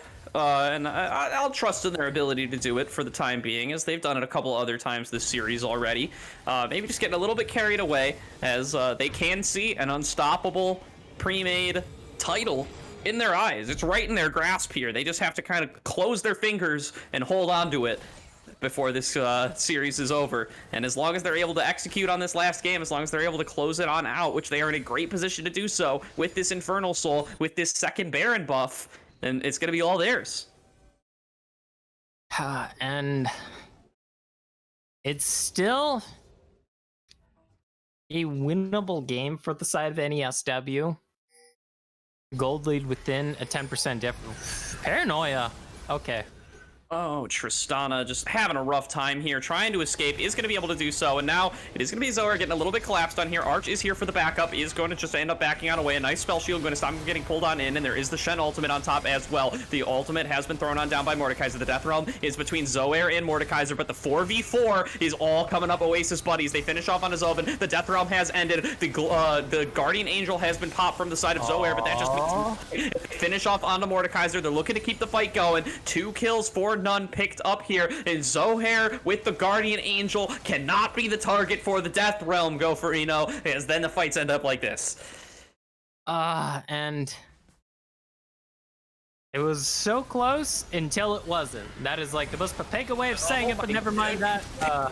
Have a cooldown as he's just diving in once again. That fight started when Zoer paranoia'd onto Cinnabons there, and it ends when he does it again and dives Nexus turrets and ends up falling down. But they're getting bot lane inhibitor for it. They're going to be able to back on out here. They should consider setting on up for the Elder Drake soon, but they might pick up a mid inhibitor as well if they can manage. Gordo and Cody, if both of you could just quickly put your mouse button over Nocturne's ultimate here for Zohair. Read that number to me. It starts with 47 and ends with 0.87 seconds. It is 47, 87 seconds. I can confirm. That is within the realm of maybe using it twice in a prolonged team fight, but we can see it there. Never mind, Art's gonna have to flash on out. NESW, they don't want to go out into the night, but look at this damage. Yeah, there's a lot of it, and they've been able to disengage from that fight successfully. Zoer has respawned, 40 seconds left on Elder Drake. A miracle Elder Drake fight would be the move for NESW here. They have the tools to do it. If they can get Kenrick's ultimate onto Zoer to prevent him from being able to smite, it should set up Zovin for a big steal here on the Elder. That could be the tool they need to turn around this game and at least turn around the fight here. But it's going to be a very thin margin, and they're going to have to be able to execute on it. And they're going to have to do it through Oasis buddies who are fully aware of all of these circumstances and who have a massive gold lead and the Infernal Soul. He's going in for the engage yet again. He's got Stand United on him. He's diving all the way through everybody. He just God! On the Cinnabons, you've got to be kidding me. Just a little bit of extra armor pen coming on through is all it takes for Zoer to just completely demolish this Tristana and demolish on the backside. Death Realm has come down. It is onto Zoer, but there's going to be no Elder Dragon steal here. There's not even going to be an Elder Dragon as the 5-for-0 ace gets completed for the side of Oasis buddies, and they're going to look to finish off this game and claim themselves a pre-made unstoppable title. And NESW, Kenrick's Mordekaiser was so massive, but Oasis buddies with the global team fighting comp are able to pick a fight in whatever lane they want. Kenrick only has teleport up every so often, and we've seen time and time again in those past few very crucial fights that led to this current destroyed Nexus, to this current destroyed 3-0 here, Gordo. That massively fed Mordekaiser was not available in the fights until it was already over, and props to Oasis buddies for outmaneuvering the composition time and time again in all these games. Sure, there was a bit of a head-scratching moment and head-scratching segment in this game where we're wondering, buddy, what are you doing there? But they're able to bring their heads back into the game. They're able to clutch the 3-0 here in the pre-made Unstoppable Finals, Gordo. They absolutely are. And, Zoair's Nocturne was banned away in game number 1. It was picked away by the side of NESW in game number 2. And it turns out that they were completely correct about this thus far. They end up giving it up here in game 3, and it pops off. They draft the whole team composition to set up this Nocturne to go in along with this Nocturne. And they executed beautifully, team fight after team fight. Cinnabuns could not play the game for these last 10 minutes, as every time he showed anywhere, Zoair, Dumb Chemist, and PBM were right on top of him. Yep, it is the Goon Squad comp, and the Goon Squad comp will goon and bring in a squad. That is why it's called the Goon Squad comp. But congratulations here to the side of Oasis buddies. See if we are confirmed to have an interview here, as we are trying to set that up right now. Potentially bring in one of the players, or bring in Rando Joe himself, since he is already here, and that makes it easier. I don't know. Who do you want, Gordo? Who do you want for an interview, chat, I guess? Oh, yeah. That's, you can spam some names in the chat for individuals you want to see in this upcoming interview coming with the Oasis buddies. I assume we have the whole squad here. If we want to pull anybody else in. But absolutely going to be bringing at least somebody from Oasis buddies in on this chat. So we can either do Rando Joe or Thew. I don't know who Thew is, but All right. Well, we are going to take it to a quick break here while we get these two in the call, but we're going to be right back with our interview for tonight's finals.